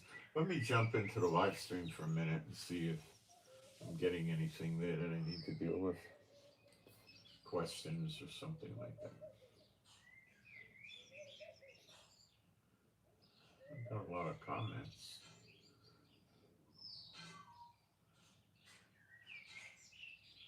A lot of nasty comments.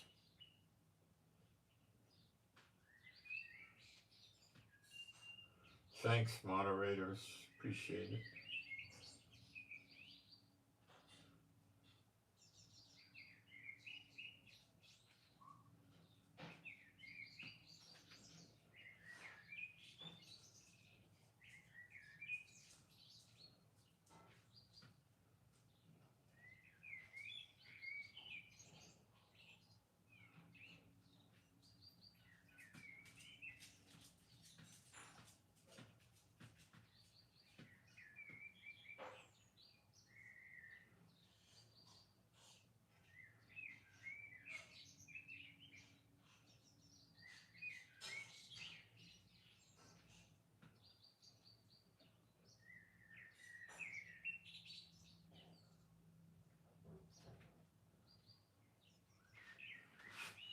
Okay.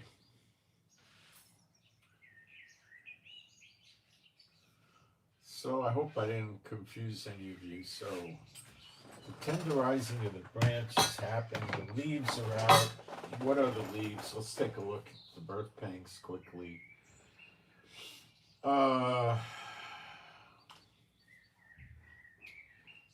Matthew 24. Oops, in the wrong box. We could use, well, I'll use Matthew 24. It's the one I'm used to. It's got most of them there. It's early up, probably about verse 7, let's see. Let's see if I hit it.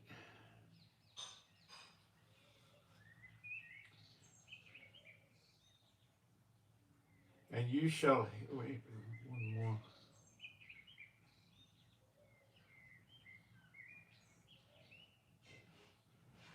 Verse 4, actually, Matthew 24, verse 4. And Yeshua answered and said unto them, take heed that no man deceive you.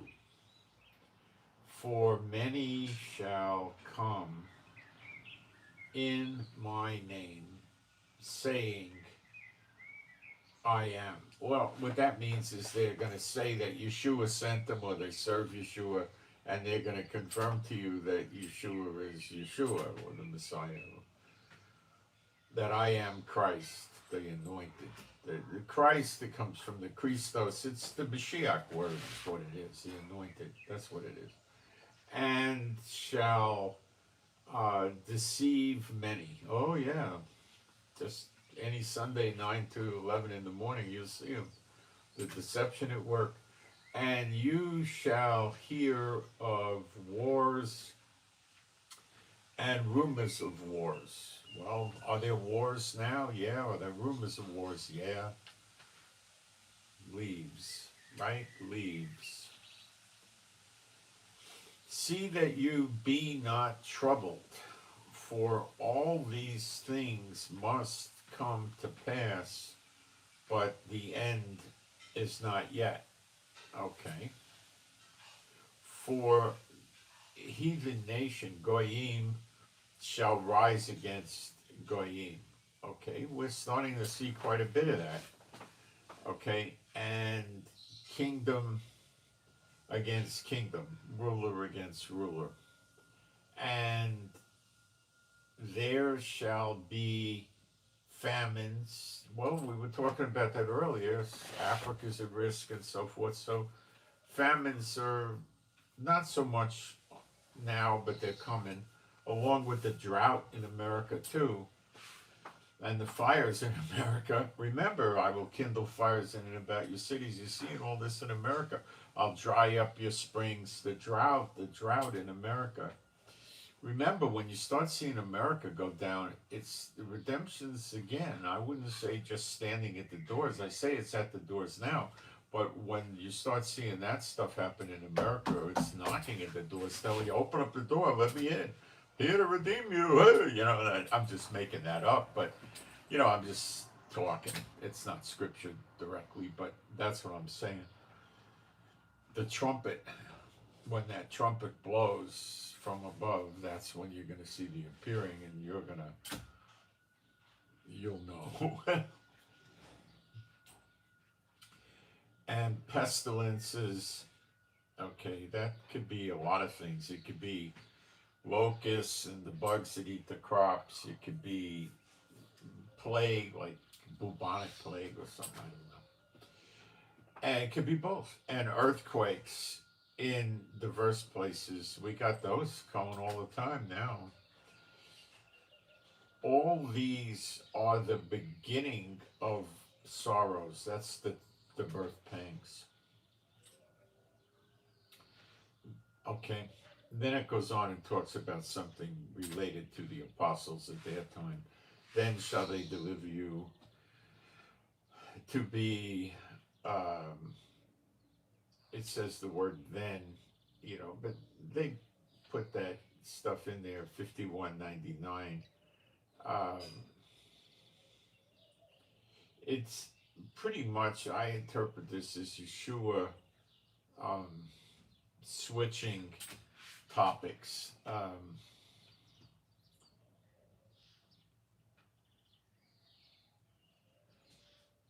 It could mean the when, what is at the time of the past, or be future, also in consecution, that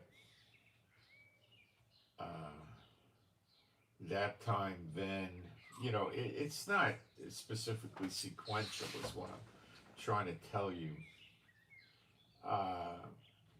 Then shall they deliver you to be afflicted, and shall kill you, and you shall be hated of all nations for my name's sake. And that's his 70 AD. He's referencing in those years going up to it, you know, with the persecutions. There's nothing in Zechariah 12:10 or Malachi 3 or 4 that's talking about us getting persecuted. That's not in there. And then shall many be offended, and shall betray one another, and shall hate one another. And many false prophets shall rise and deceive many. Oh, you got a ton of them. When they get out there and they say they're interpreting dreams and visions, there's mountains of them. That's a false prophet. Because they never had those dreams and visions. If they did, then they, from the Lord, it wouldn't be a false prophet. If they got it from Satan, it would be a false prophet, I would say. Because it was a false prophecy. And if you're passing a false prophecy, well, you're a false prophet. So when you run around teaching Schofield and the rapture, are you a false prophet? Yep. Oh, yeah. And because lawlessness shall abound, the love of many shall be cold. But he that shall endure unto the end, the same shall be saved. Salvation is what would be better than saved. And this gospel of the kingdom shall be preached in all the world for a witness unto all, and then uh, shall the end come. Well, that's the end of the world. That's the last day. You know, that's when it's all over. That's when you meet him in the air and go to heaven. When you therefore shall see the abomination of desolation spoken of by Daniel the prophet stand in the holy place, who readeth, let him understand. You want to learn more about that, read Ezekiel 8 to 11. The buildings on Sunday don't talk about that. Believe me, read Ezekiel 8 to 11 with Ezekiel 38 and 39, and read Zechariah 14 with it. And read the whole book of Joel, and you'll get a way better idea of what's going on in the future, though. That's not for now. And let them which be in Judea flee into the mountains. See, this is not our time. That's, okay, so here you go. So we got pretty much, we've had famines and we're on our way to more famines, so maybe we need to look at famine.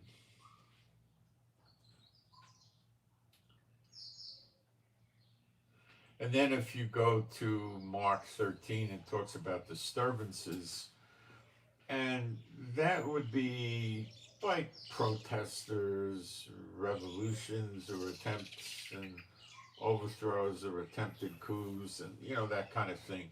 That's what it's talking about. So I hope you got something good out of this. So what am I doing here with this? Well, of course I'm doing it because the Lord showed me to do it, but I'm showing you we're not that far away, and I keep reminding you, Syria went in 11 days. So the situation that we have could pop up very quickly, maybe even in a day. So what I'm saying is what we think would take 2 or 3 years to happen could happen in 2 or 3 days, or 2 or 3 weeks, or 5 or 10 days. I don't know.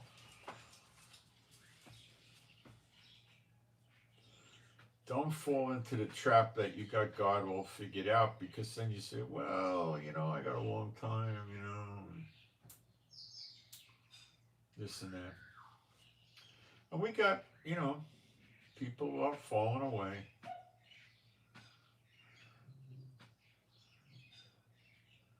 Sometimes they won't say it's my teaching, they'll say it's me. They'll get rid of me instead of my teaching, or sometimes they'll just do my teaching, they'll get rid of that. They went out from among us because they're not with us. Okay. My Heavenly Father, Jehovah, I pray for me and my wife and all the true believers. I pray that we would have your strength, stamina, and endurance. We would have your healing and recuperative power flow through us and have everything healed that needs healing. I pray for us and our animals and pets, that we would be safe and secure and happy, healthy, and whole. I pray for the peace of Jerusalem. I pray Israel doesn't take any more damage from drones, rockets, missiles, bombs, whatever. And I pray that our economy gets better, and I pray we get rid of this Netanyahu and he be replaced by the 2 witnesses. I don't believe Israel could generate a good leader of the country in these days, and not until there's radical changes here. And I pray for, we never read anywhere in Israel about elections. That's not God's way. And I pray for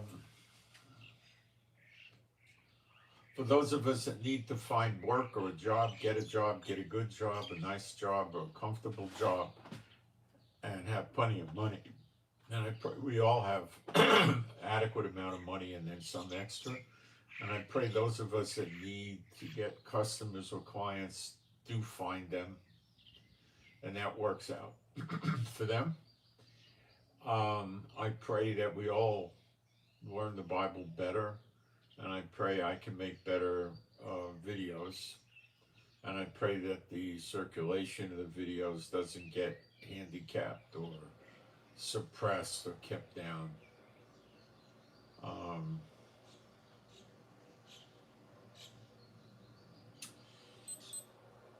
and I pray all this to you, my Heavenly Father, B'Shem Yeshua HaMashiach. Now, spiritual warfare.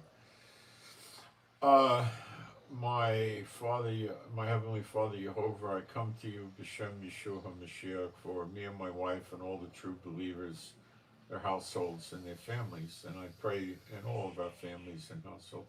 I pray that we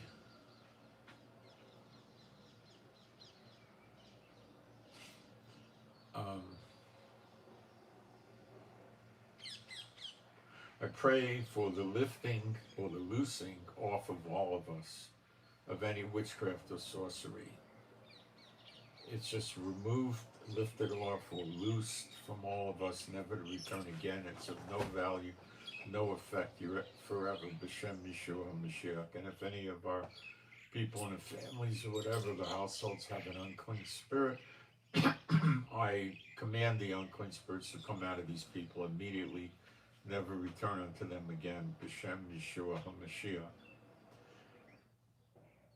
And you can agree with all this, you guys, if you're a believer. B'Shem Yeshua HaMashiach. And I cancel and make no. Oh, I covered that. That's about it. So my hope is you got something good out of this, and I send my Shabbat Shalom to all you guys who love Yeshua HaMashiach. And remember, we're supported by offerings. Hint, hint. And you could ask me questions by email if you want. And that's it. I'm out. Thanks, guys.